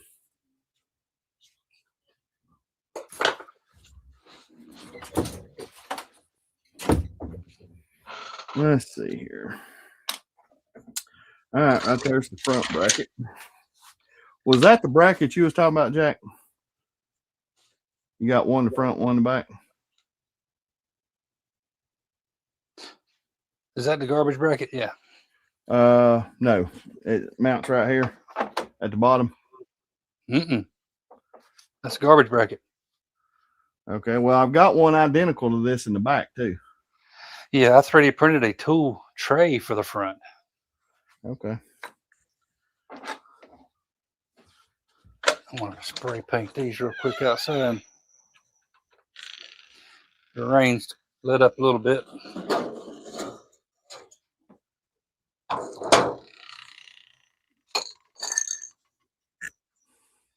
Find my black paint. Now this is when I'd like to have one of those little bitty electric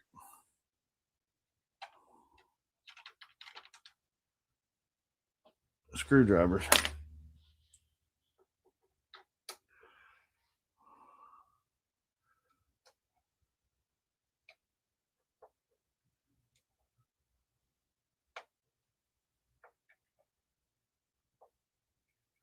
Easy going out taking pictures, working on them, but figuring out cameras to a computer. Greg, we'll get you there. That ain't no big deal.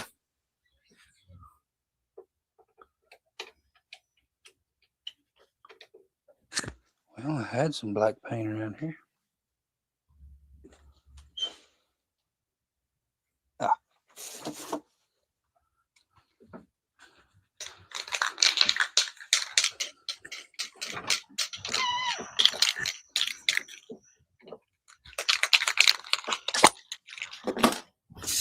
Okay, where'd that one go?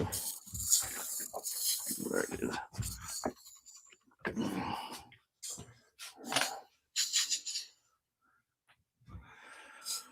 Let's see here.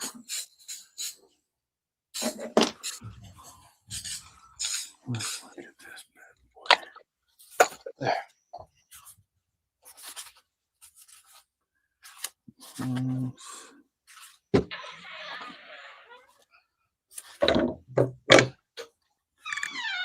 Let's do. Take all the tape off. Oops. Slippery. That broke my neck. Well, don't do that. Stepped outside to spray paint them suckers. Got my feet just a little bit wet. Come back in and hit these ceramic tiles. I bet you that is slick. I've done that before. Okay, so I am pulling the right screws out. So that's, I pulled the 6 off on that one. Now I'm pulling the 3 screws out of the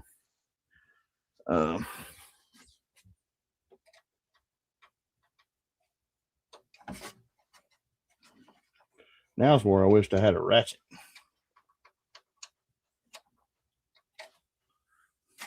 Three Dogs is glad to see you setting up a U1. Yeah, me and him was talking about that a little earlier. Okay, now is that blasted thing small? Has that got the smaller?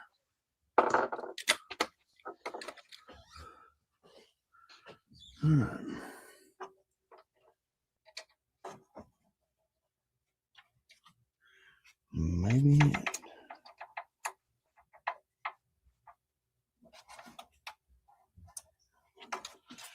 Okay, maybe I know what you're feeling like now. What is going on, Mr. Chris?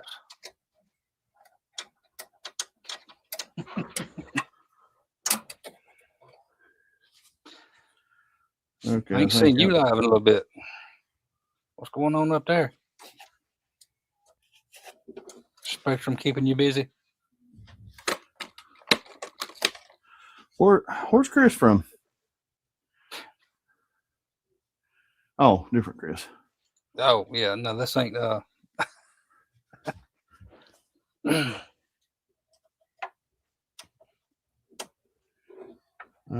we go. Now I know why people invented those little electric screwdrivers. Mm-hmm. Because this is a pain.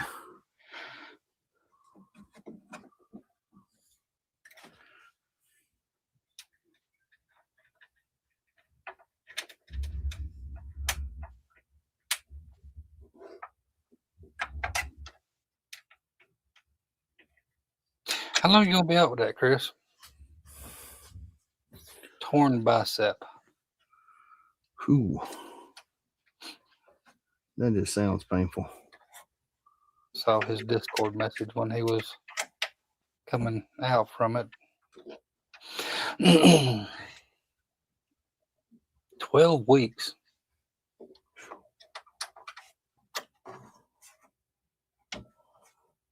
They ain't gonna put you on light duty or nothing. They're just gonna keep you at the house.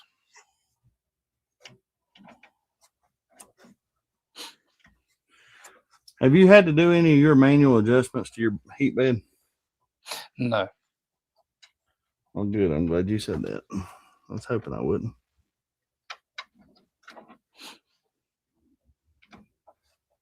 Boy, these 3 screws have just been worth that $45 on that electric screwdriver yesterday.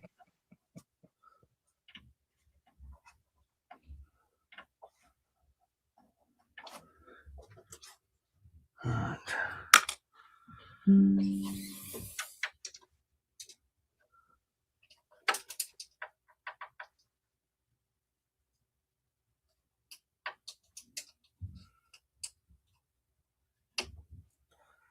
I'm going to say this back window don't open, does it? No, it does not. Ah, they suck.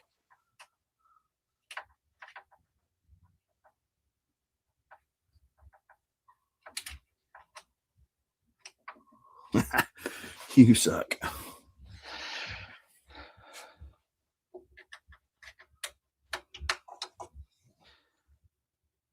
Chris says he'll be released on light duty on the 20th, but 12 weeks to full recovery. Wow. How'd you tear your bicep, Chris? If you don't mind us asking.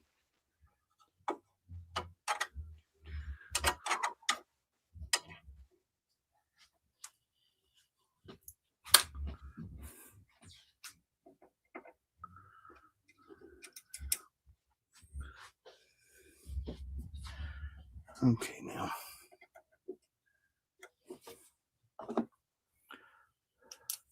Me and my old eyes.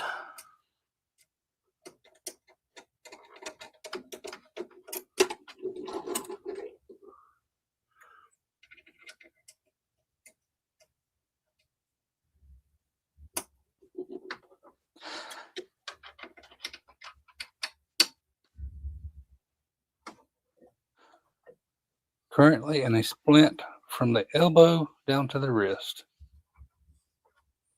Ooh. I could tell him he's doing brakes, doing a brake job on a car. Ooh. Putting the last tire back on. I don't know what kind of tire that was. I had a buddy. What did he say? Putting the tire back on the Malibu after working on the brakes. Felt 2 pops in the elbow area. Ouch. Is it from picking it up? All right. Am I assuming that I have to plug this thing up and everything to get the bed to raise up? That would be correct. Make sure you got all the screws out before you try to do something like that. Okay, I got the 3 screws on that, the 2 screws on that side, the one on this side next to the linear rail or the up and down screws. Mm-hmm. I got the 3 screws in the back from that piece. I got the 3 screws in the front right here from that one. Sounds like it's time to start plugging in tubes and wires. Yeah, that's what it's starting to sound like. So I've got to figure out where I'm gonna put it though. Well, see, y'all haven't given me time to figure out where I'm gonna put it.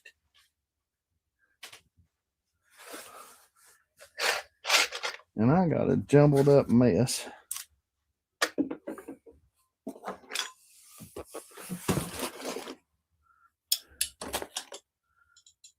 Let's see here.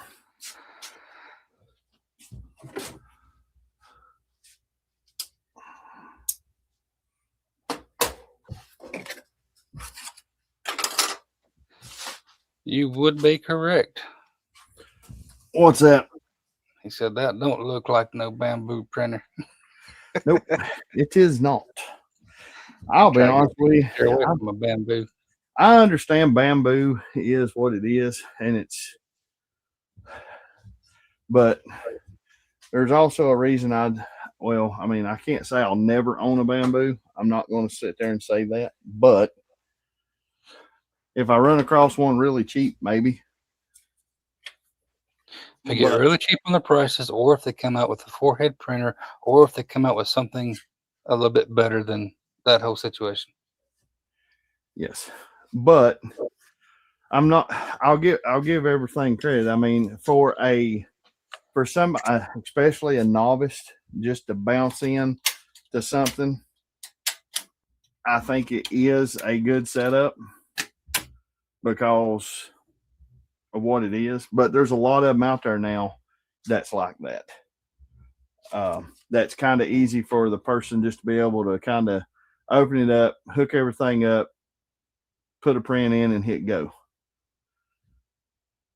5 years ago, you couldn't say that with a lot of the printers because a lot of that it wasn't like that. It wasn't as user friendly, I guess I'll say. But I don't think 5 years ago either, a lot of the lasers or anything like that was user friendly either. That's relative. And it just depends on how much time you want to put into it. So, all right. I never experienced that much difficulties with my old Ender 3 printers. Of course, you had to do your bed leveling. I didn't have any of the automatic bed leveling, but once you do it a few times, you get used to it. It's not that big of a deal. Do you put all your tubes or put the heads on first and then the tubes, or?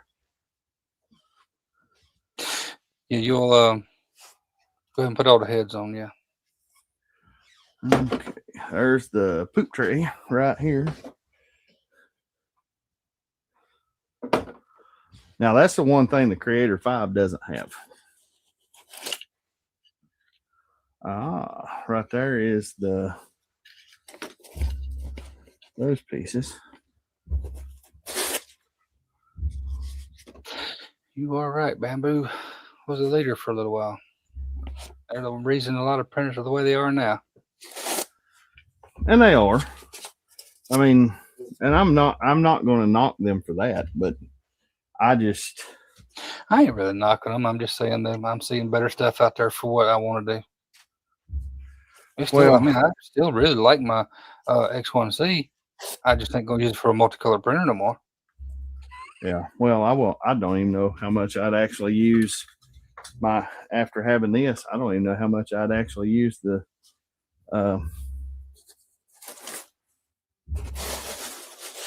oh, there's the head. There's the extruder motors.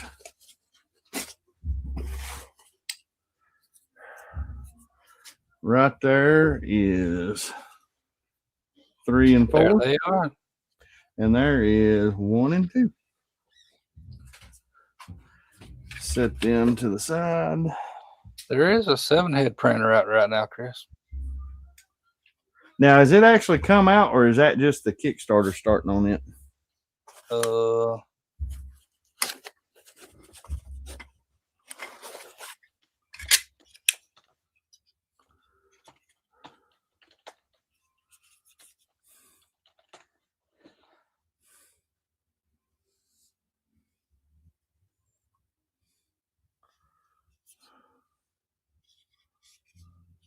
Solvo M1D. I think it's in Kickstarter.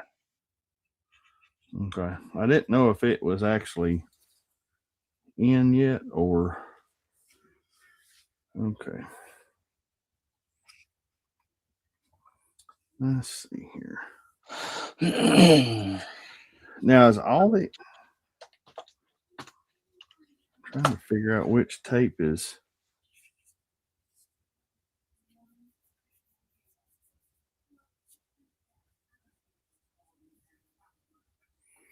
Yep. 28% off on Kickstarter. What is it, like $11.99 Mhm. or $10.99? All right. Now, also on these, some of the videos I've been watching is you take and put a little, when you do your maintenance, you do a little dab of grease on those 3 little connector points. And they say that. Done that yet? They say it helps. Now, I'm not saying you not at first, but they say when you're doing the maintenance on them that you need to. All right. Which one of these is which? Did that one have plastic on it? I don't see I think it. one of them has a plastic film on it. All right. Let me finish. I'll walk this back over there in front as soon as I see them all.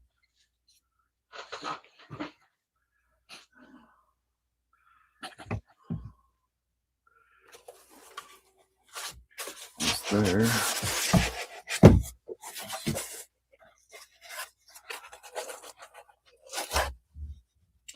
All right. Yes. You're talking about this, ain't you, Jack? What you got there? Yes. That part right there. Now, is that the one that goes on the, like if you're looking at the front, goes on number 1? I'm pretty sure that's it. Yes. Okay. That is the different one. Well, and like a moron, I still need to read the directions all the way, but remove this label only when instructed. This tool head requires a different installation process. Okay, I will leave it alone for right now.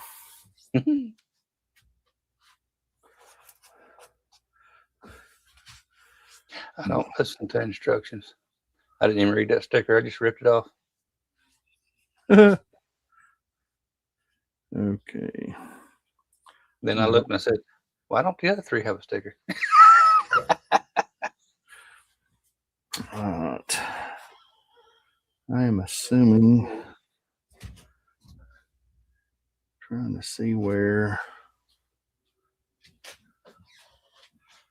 this thing mounts.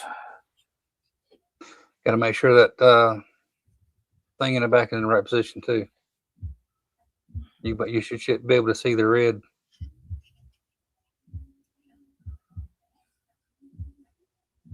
What red are you talking about? Look at the back. Look at the other side. The other side. Okay.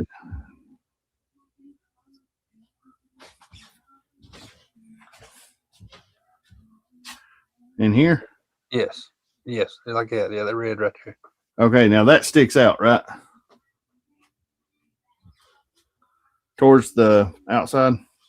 You see that red, you should be able to slide it right on. Okay.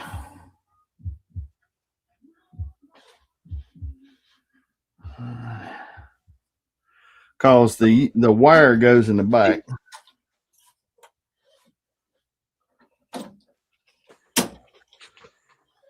And then you lock that green button down, right? And mess with it. Okay. I ain't touching it then. Touch it. It just snapped into place. Just be careful with it when you're screwing the cables in. Not much force, I see.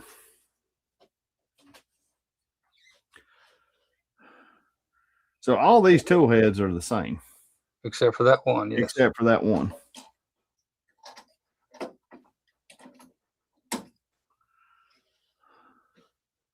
Man, this is slicker than possum snot. Is my mic still sounding pretty good? Yeah. Okay.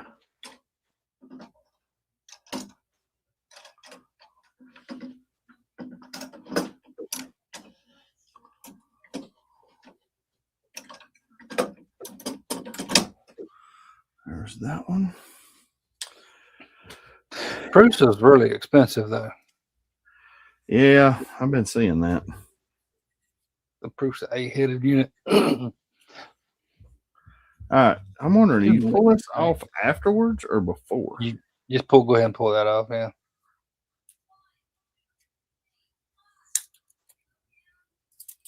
Oh, don't pull it that way. Oh, yeah, go ahead. Man, I'm gonna knock you out.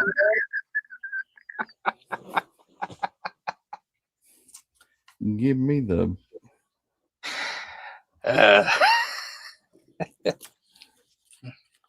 man. Used to having a live stream, you can't have a little fun. Give me a heart attack. Now this one slides on and attaches the other way.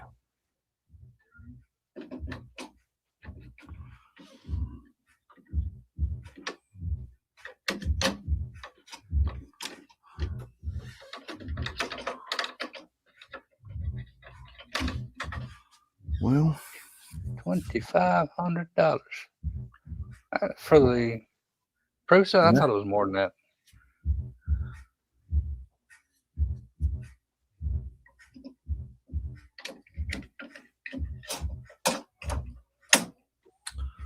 well, now these little green tabs right here, you don't mess with those, do you? Mm-mm. Okay. All right. You was talking about green. I don't know what you're talking about. Mine are orange.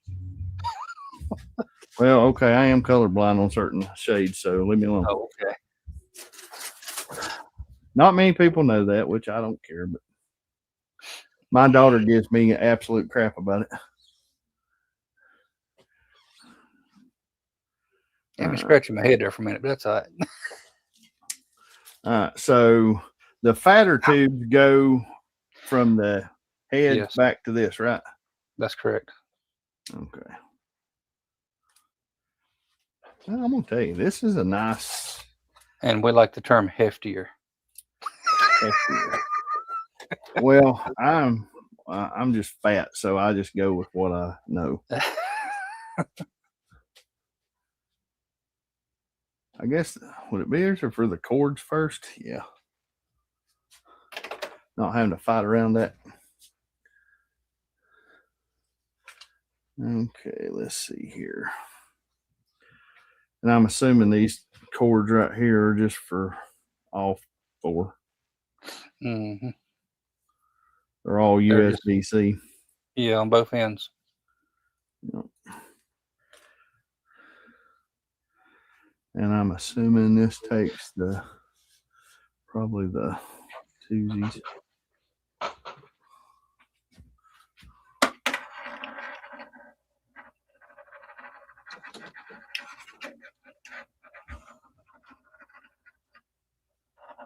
Well, you're just probably gonna be easier to stick the wires in, then stick the hose in, then put your little arm on.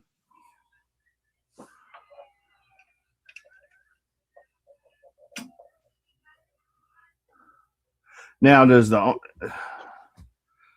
We're not fat, we're big boned. okay. Now that arm goes on the back side, right? It goes right on top of the USB-C. Yeah, right here. Oh, yeah. You need to stuck that in the USB-C in. That's right. It attaches to the frame, not the heads. That's correct. Yeah, that's what I was thinking.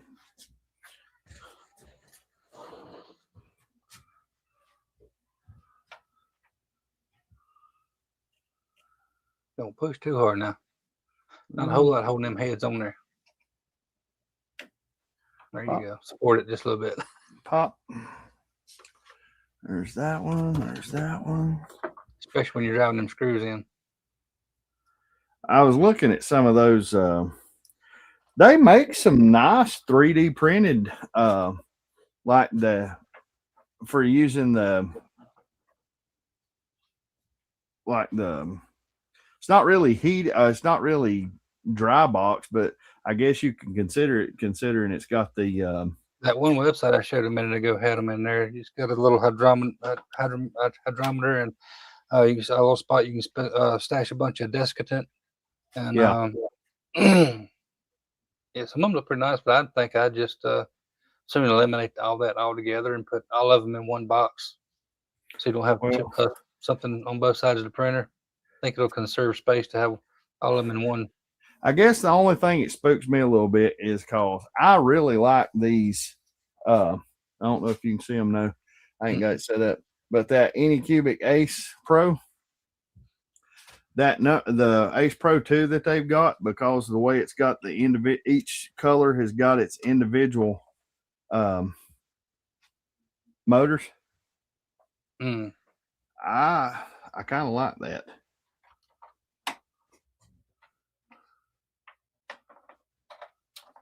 But you have to set up the software. You have to go in and to the machine settings and stuff and set up the software for that. Yeah. So I don't know. I'll just. If you want to do the 4-spool filament drive for the U1, you would pretty much be bypassing the feeder motors, and that's what I was doing for a little while anyway. When this feeder motor started binding up and causing me under extrusion, I bypassed it there and just manually fed the filament to the head. And it's not that big of a pain.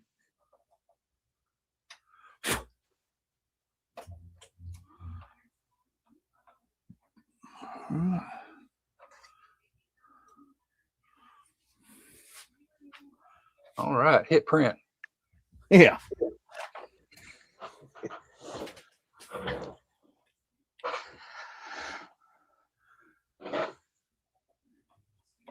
Still got 9 people watching.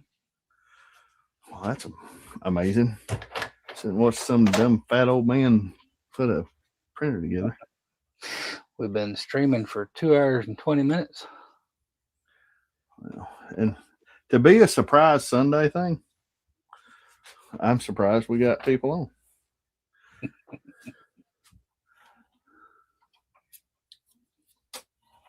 So you get 1 extra tube for these, but you only get 4 tubes for the other.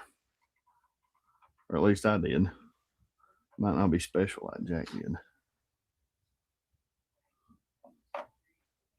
I had some extra. I just don't know how many it was. Oh, I've got 1 extra I got 1 extra big one for this, and then I've only got, oh, wait a minute, I may have lied. Nope. I've only got 4 of the small ones. Okay.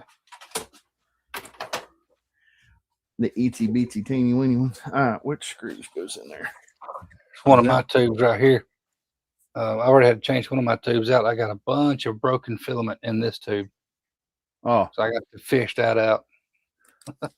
Is it abrasive or? No, it's just white filament. I mean, I guess did it scratch up any of the inside of those tubes or? No. Okay. Not until I started trying to get it out and I kinked it. Oh. Well, I hadn't done that part yet. I think I'm going at this backwards, as Greg would say. Backwards.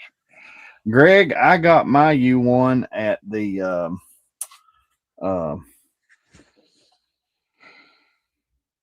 Micro Center.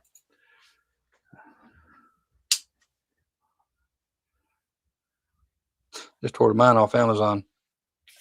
Yeah, well, I mean, the only reason this is the only reason that I didn't order mine off of Amazon is because I went to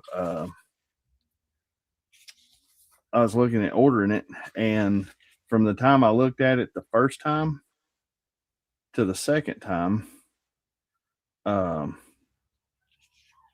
they had went from being able to get it the middle of next week, and now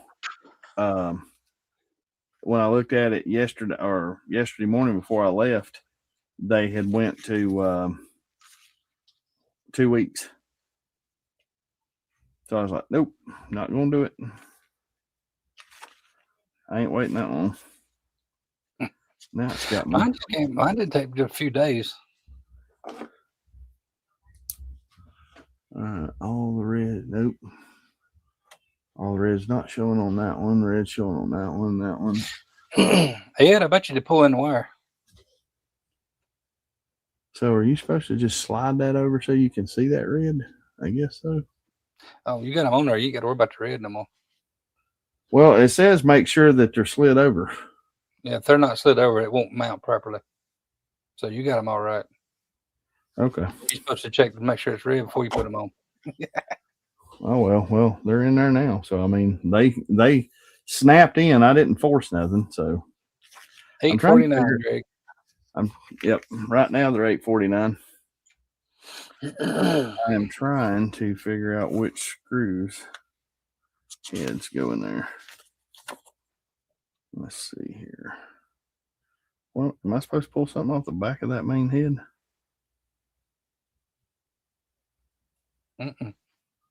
Other than the sticker.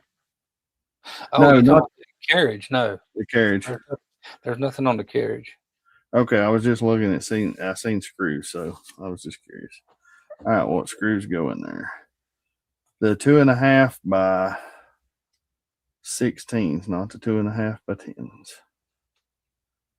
So the 2.5 by 16s go in that section. Tony ain't on here tonight, is he? Hadn't seen him. Okay, well, I finally got his hat in where I had that mess up on the other patch. I finally got a hat in because that patch that I put on that last hat that I sent him, I didn't have no more of them, and I had to order them. Well, they ordered the wrong ones, and so I had to go back and get them again. I finally got a hat. I went to a buddy of mine, and they actually happened to have some of them. I didn't think they would, and so I ended up getting them from him. I think I'm gonna start ordering them from them now. So I got one. Yeah, every once in a while we go doing reconduct. I think that's just a reconductor job. Pulling in some new wire.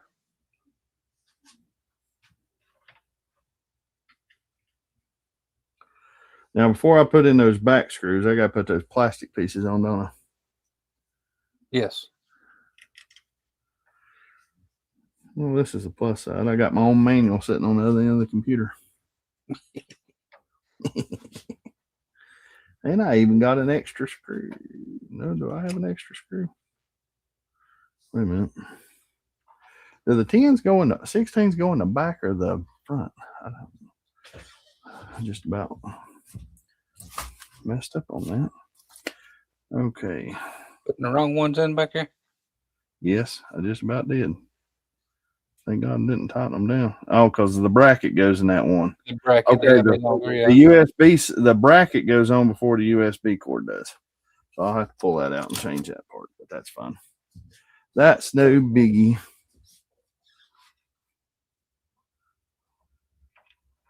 I just dropped them into place. See, I screw up. It's been a while since I put mine together. I screw up all the time. I should have grabbed the book and looked at it real quick. I didn't grab the book and look at it when I done mine. Well, I mean, that's me half the time anyway. So I need to unhook these and put the thing on. I'll tell everybody instructions. It comes with instructions just so you get the fire started to burn up all that cardboard.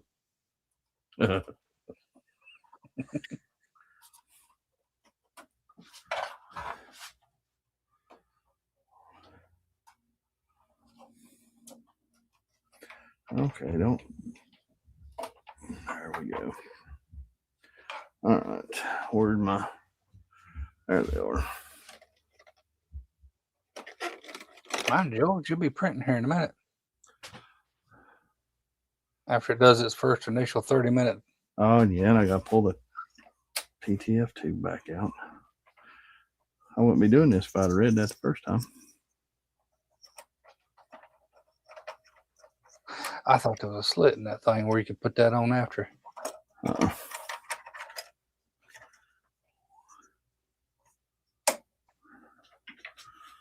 All right. Run that one up.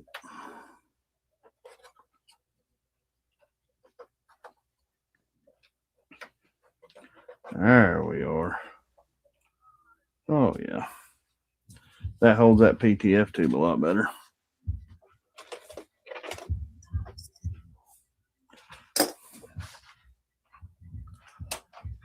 I'm going to say this is a pretty well put together machine.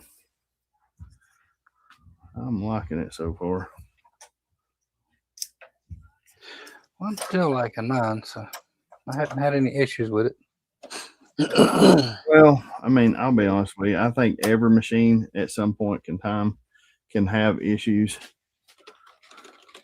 If it's got moving parts and it runs for hours and hours and hours.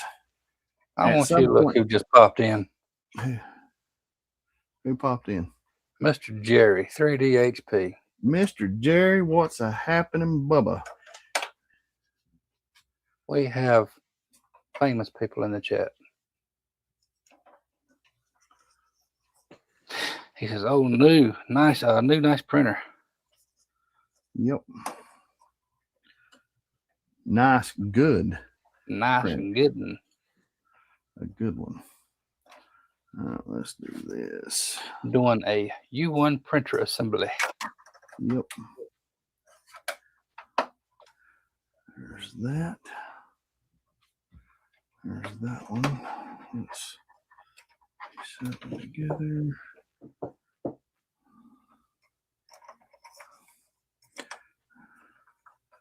But one of the guys I was watching, you know, those little cables I was talking about, they mount to where this right here all kind of, well, come up a little bit on this, and it holds all of this right here together to keep them from flopping around so much.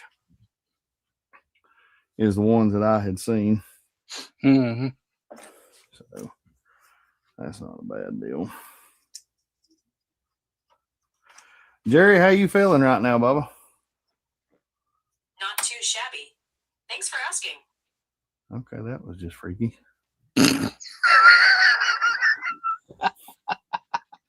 I did say Jerry, right? I didn't say Jerry. Sounds weird. I think she thought you said Siri. Okay, so you heard that too, right?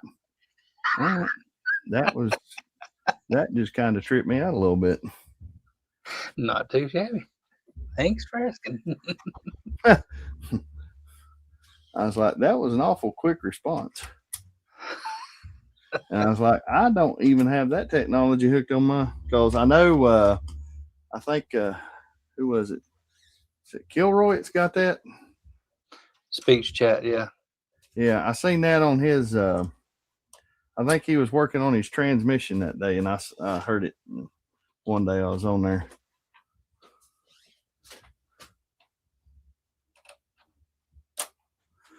There we go. Yeah, I do too much more of this. I'm going to be investing in one of those electric little screwdrivers. Doing good. Going to quick care tomorrow. Has a strange rash on his hand and his leg. All right, how's your breathing? Have you been able to take some off of that any, or?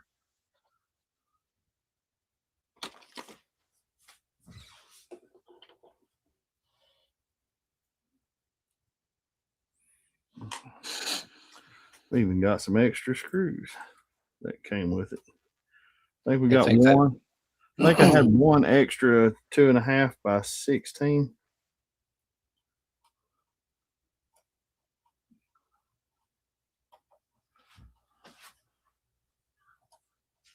We're going to say it was extra anyway. Well, when I filling up all the holes and I don't know where else to put it, so. Jerry has not had oxygen all day so far. That's awesome. Way to go. I'm glad that's getting taken care of for you. It is good.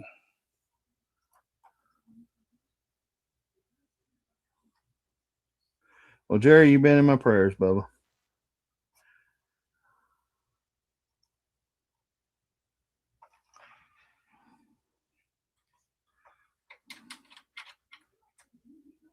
I was hoping to make it home in time and get around in time yesterday to watch Rich's thing last night, and I didn't get a chance to. Jerry will be jumping up, running around that CNC machine before you know it.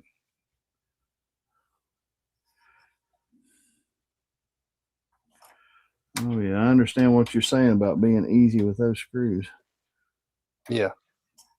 'Cause it wouldn't take much to just pop. Yeah. You don't, pretty much you want them finger tight, and that's about it. I mean, I'm trying to get them worked down in that hole a little bit to where I know that they're holding, but because it's got that little slot, but get both sides started first. And just take extra care when you screw in the other screws into the heads, because Yep. they're on there, but they can knock off real easy.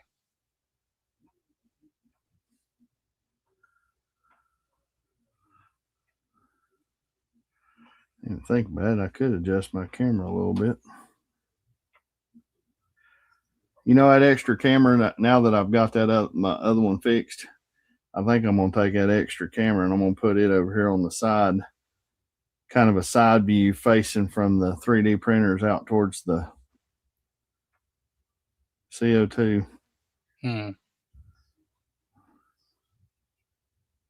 Because I think it's got too much range on it to just put like inside of a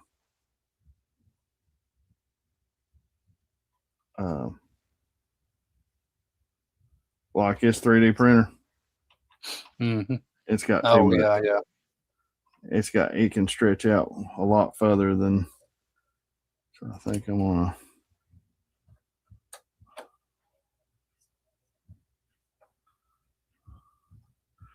Well, boys, I'm gonna tell you one thing. This is something I wasn't planning on doing this evening. Peer pressure's rough, ain't it? Yep, Greg. Greg being a bully.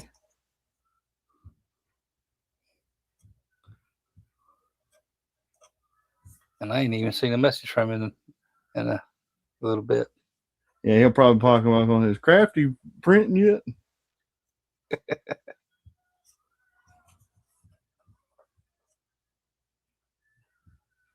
I can't believe summer's almost over. Well, as far as the kids going back to school, anyways. Jerry ordered 2 DJI mics. DJI. I'm gonna tell you what. I'm really liking these newer ones I got like strapped to my hat. I'm really liking them so far. They're doing pretty good. I guess this one sounds okay. That's the cheapest It one I does found sound on good. Amazon. It does sound good. Mine wasn't the cheapest one, but I tried that one from Walmart and I didn't like it at all. And it was like $14. And I didn't like how it sounded at all.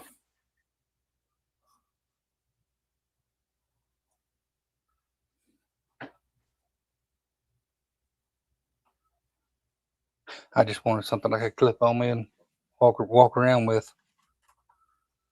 And something that was going to block some of the machine noise out a little bit. Yeah. Because this fiber laser can get pretty loud. You want loud. Wait till you get one of those CO2 galvos. I'm gonna have to peer pressure you into one of them. Those them blasted things are loud. They're on, dude. It's loud. Sounds like a jet engine taking off beside of me. Oh yeah, it's got fans all the way down the arm, don't it? It's got. Let's see. I think it's. I think it's got. I seen one of these with the top off of it, and I think it's got 4 big fans. It's got 1, 2, 3, 4, 5, 6, 7 little it's got 7 round spots with little holes all in it. Mhm. But I think the RF tube itself has only got 4 of those bigger fans.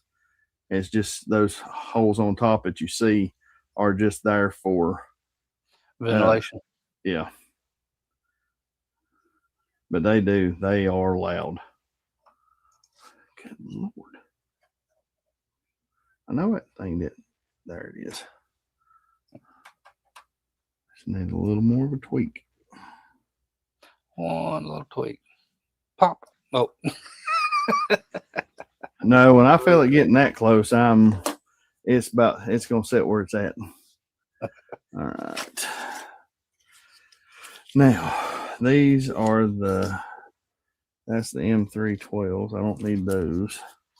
There they are, the 2.6 by 10s. That's just amazing. There's that much of a difference that they put in those thread, or they call us in that thread, from a 2.5 16 to a 2.6 10.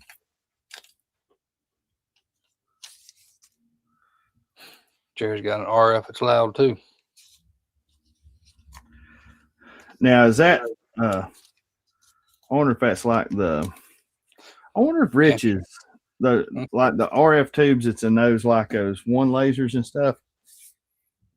I wonder if they're that loud. Probably just loud, pretty much same source. Yeah, well, except for the fact that you got a lot more stuff in between it and I guess.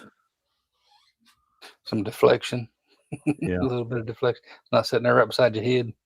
Yeah. I mean, in all honesty, there's a lot of times when I know it's going to be running a little while.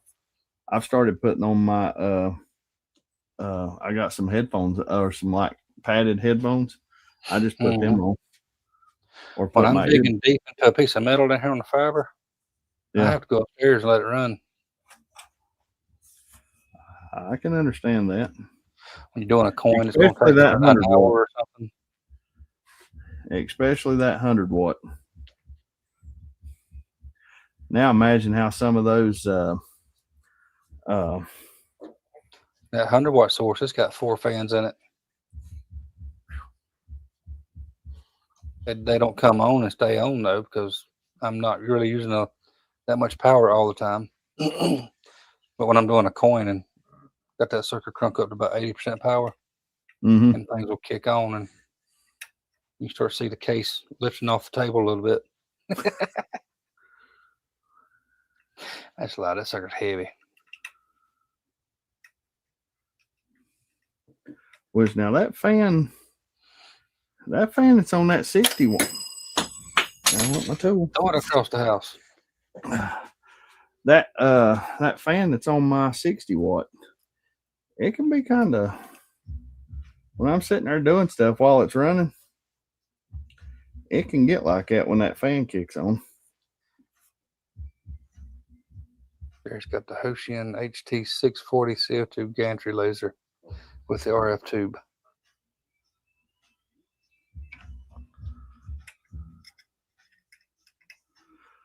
Did you say gantry? Yes. Well, I know like that R1 and stuff. See, that's something that I'll be kind of interested. That would be the one time that I would probably like, if I move my shop out into a bigger space, and instead of keeping this one, because honestly, I think I could buy like this version cheaper and go to like a bigger bed size. So if I can put just bigger material in,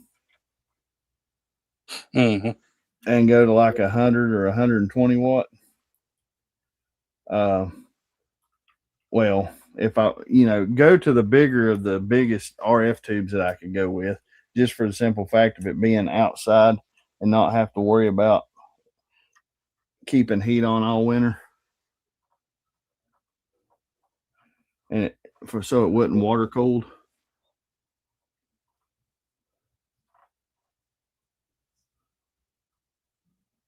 Because that's the one thing I'm not, when I was in my shop doing all the metal work and everything I ever done, I didn't have to worry about having climate control. only time the climate control was worried about was when I was down there and it was below 20 outside and I was wanting to stay warm. I was wanting my climate controlled. But now with lasers, which I mean, all the lasers I got in here except for the CO2, I could do that because I don't know. There's something, even though I've still got glycol put in mine, I still don't know if I would trust that, like the RV antifreeze. I don't know if I would trust it all the time.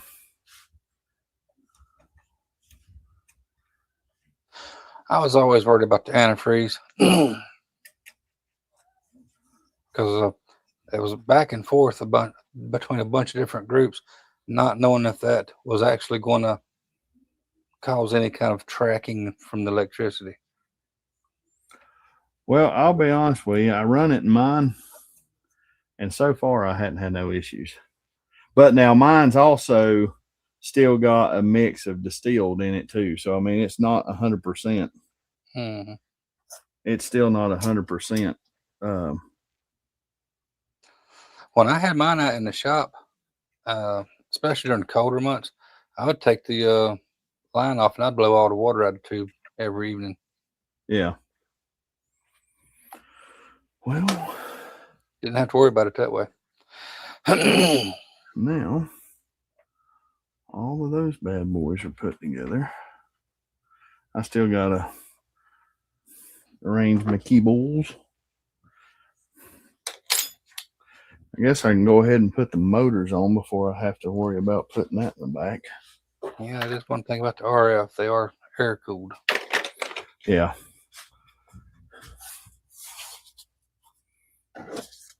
That's the only thing. I bet that's the only reason. But now, I wonder what the, like for, say like, I guess what mine is, I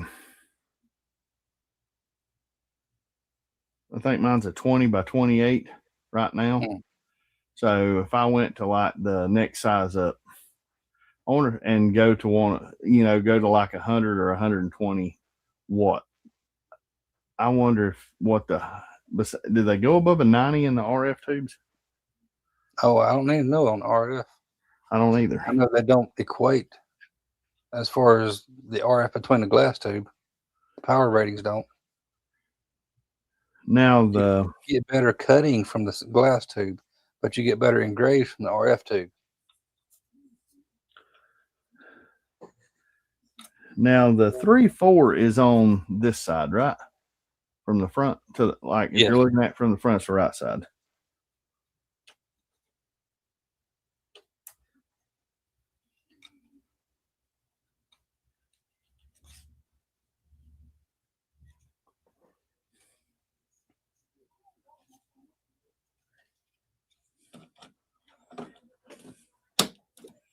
What's ECAM?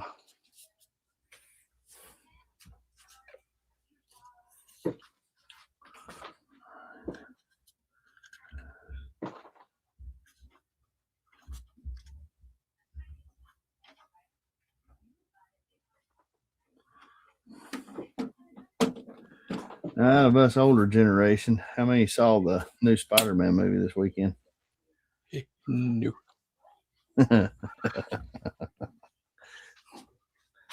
All right. Now I'll put those other pieces in a little while. I want to see this thing power up. Didn't even know it came out. Do what? Didn't even know one came out. Yeah, it's the newest one.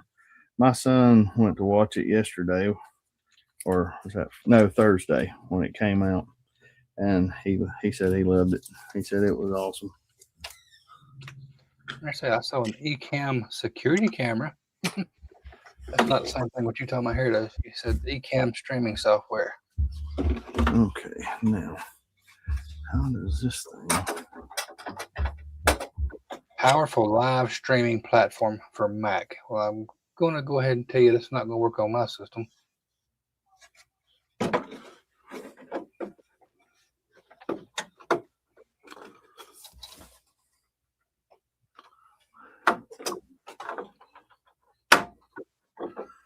Got the poop tray in. Got those mounted. All those are mounted. Now, I'm going to shut that and slide over here to the power station. You say power it up? I'm getting ready to.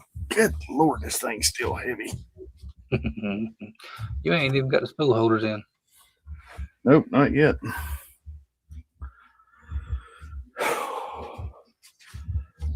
Here's that.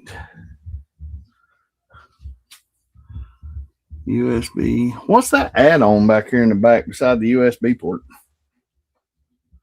Is that for like a AMS or something?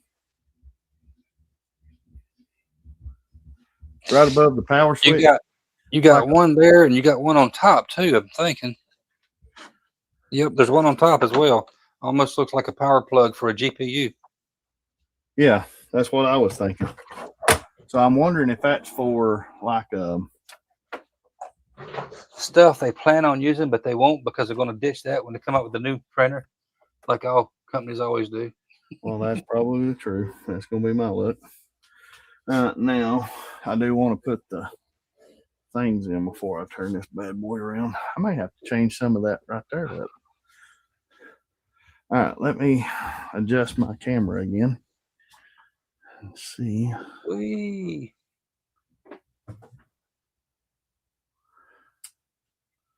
So nobody can see all my nasty stuff in here.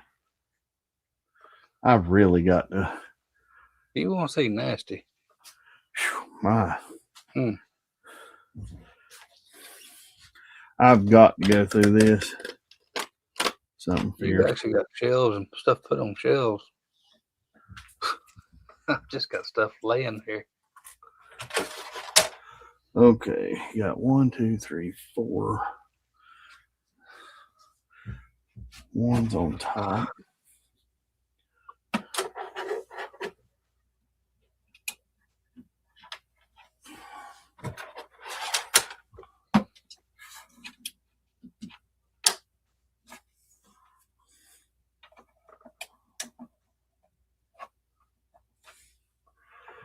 Two.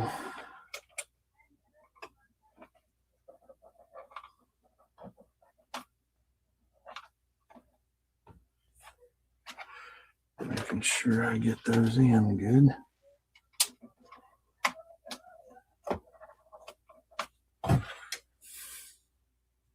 Well, man, I must have passed out last night. I slept till, what was it, 11 o'clock this morning? Mm-mm. I was out. I can't sleep that long. I tried. normally can't. Laying there and tossing and turning. I normally can't, but this morning, boy, I was gone. I was absolutely gone this morning. All righty. Well, the back's all situated now. Oh, well, my big hind end is on TV.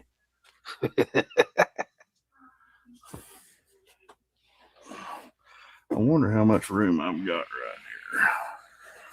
I've got stuff piled back here that I don't.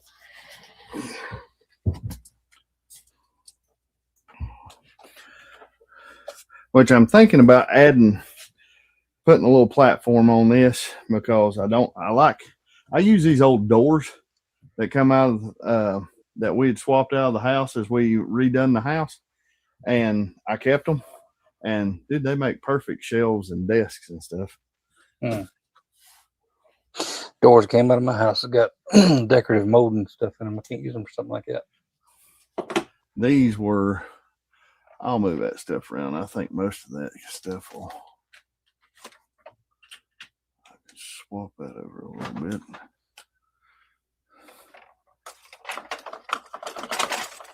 That I can move.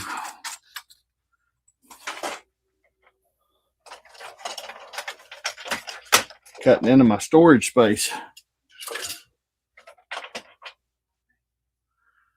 Okay. Yeah. By the time I put those clips on the back of it right here to hold all this together, I guess I could put some of those little zip ties on there. I don't really care what that looks like, as long as it holds them together. All righty. Spool holders. Spool holders. Spool holders is They're marked too. It don't matter.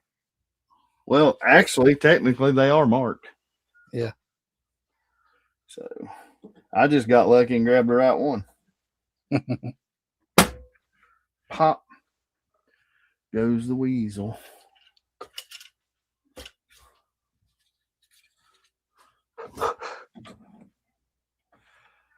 You got a busy week this week?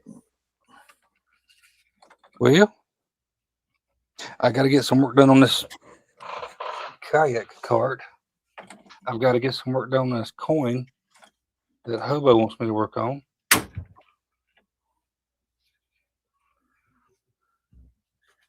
I think that's all I've got at the moment.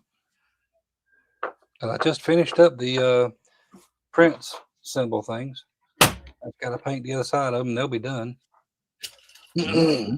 No, 3 of them are 3D printed and only 2 of them are wood. So I just got to paint the other side of those 2.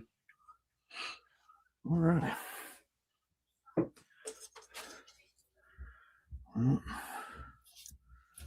I can't pull that. I can pull that off. That stuff drives me nuts. All right. Let's see here now.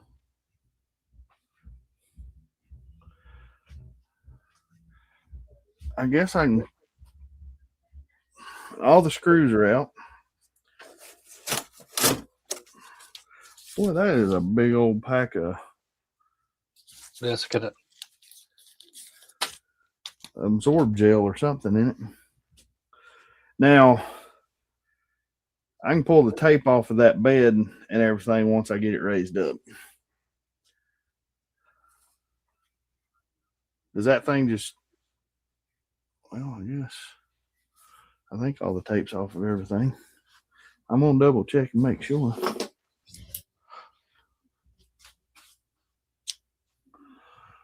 I don't see none. Everything I took off. You got a big tape ball over? Actually, let's see here. I got this. Actually, not quite as big as I thought I was going to have. Right here. Still enough, considering what it is. All right. I guess first things first, just Turn it on, connect it to the internet, and then let it go through its calibration sequence. Yep. Because those brackets don't come off. I'm just assuming the screws come out of it. The brackets come off. You know, right there where the red ones on the side is not brackets. That's tied to the lead screws. Yeah. Well, that's what I was trying to say. Yeah. All right, let's turn her on.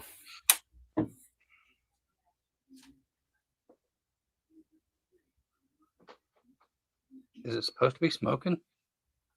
You better shut up.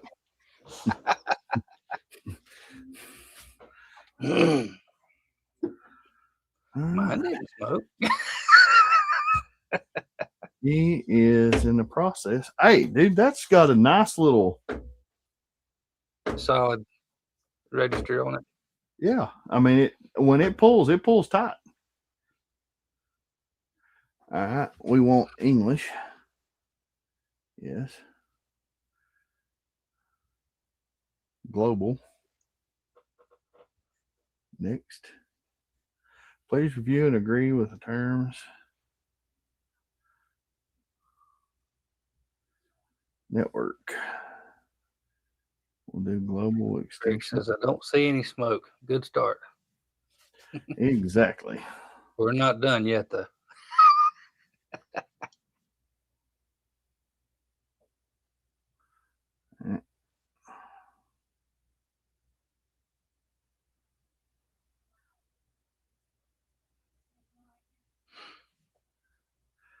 Well, I'm gonna tell you what, this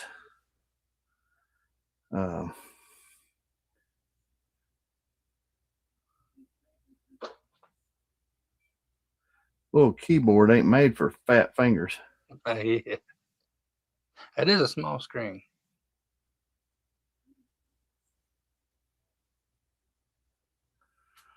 Let's see if she connects. Oh, that was quick. I think. Probably want to do a firmware update, then go through a calibration sequence. Did you do the SnapMaker app? Like Yes. your on your phone? Mhm. Now, can you watch that through your phone at Just like the Bamboo Handy for the okay. As soon as that thing gets up, I'm gonna run that through. Where's my phone? There it is. you got SnapMaker Orca installed. On my computer, no, not yet. Yeah. I think I'm gonna go ahead and do that right now. All right, let's change.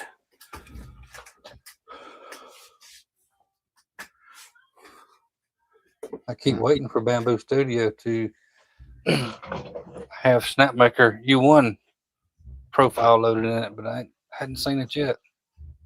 They got some of the other SnapMaker printers in there. Really? Okay. SnapMaker.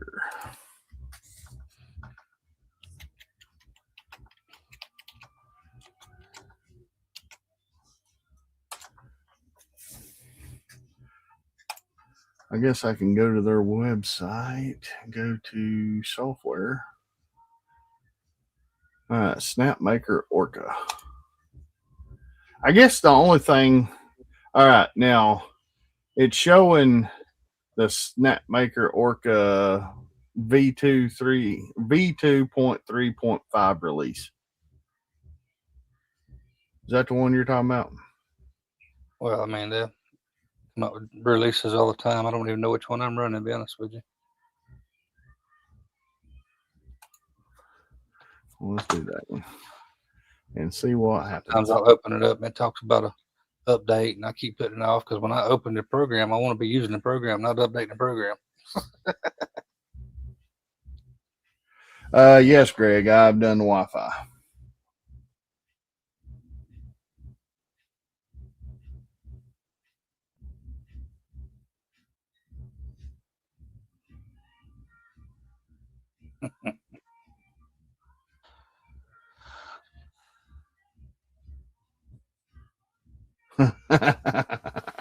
I like that, Greg. Are you talking about the logo that me and you done for a hat patch? That would be a good one too.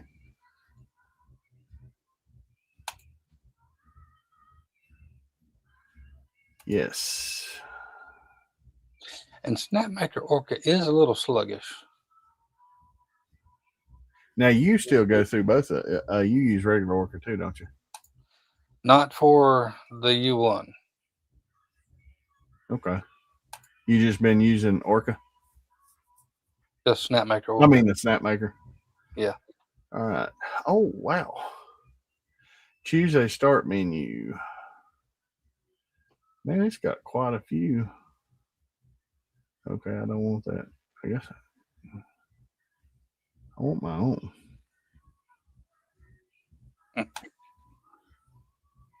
There it is. Look at that hat.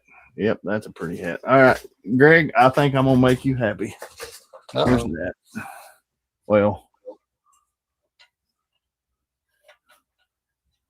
there we go. Backwards.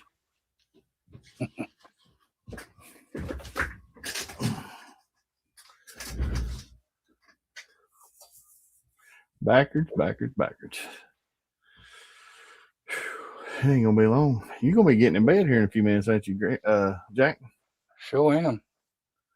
Well, if you need to go, we'll get off. That ain't no problem. I'm just sitting here messing around, goofing off right now, anyways. All the hard parts over. That's right. Got it unboxed, set Definitely. up, connected. But I think I am going to print those things off and find the one for the Walmart box. I think Yeah. that's the one. I think that's the one I'm going to do, because I'll be honest with you, some of the Walmart, it looks a little clear, and it doesn't have those sharp indentations in it like the IKEA does. I like it a little bit better, because the Walmart is that Sterilite clear box, ain't it? Yes. Okay, that's what I was thinking. 58 quart, I think. Okay, let's see here. Where? Okay, does this thing? We're dropping off on viewers too. We're down to 5 viewers. Oh yeah. Well, I mean, it's Sunday and it's getting ready to go into Monday. Getting ready to go into Monday. But well, if you want to drop off, that's fine. Of course, Greg, he'll stay on here forever because Greg's out in California, so he's 3 hours behind us anyways. So it's not but what, 6 o'clock, 6:43. Yeah. Mm-hmm. He's lucky. I should have got up and started my day out a lot earlier. Well, I'll tell you what, I'll get started on this, and I may holler at you some this week. And we'll go from there. If you need anything, let us know, and I'll see if we can help you with any of it. Let me come back over here. Oh, Jesus. Yeah, that was unexpected. Woo. But yeah, I appreciate y'all letting me do this tonight. I appreciate it a lot. I know. I'll download a copy of this when it gets processed and send it to you tomorrow, and you can work it up and put it on your site.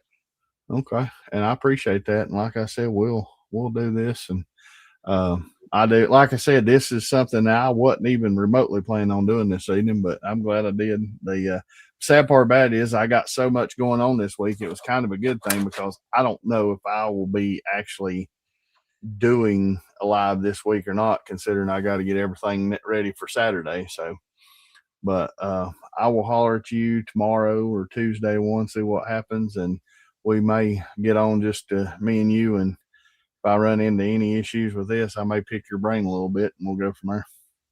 Sounds like a winner.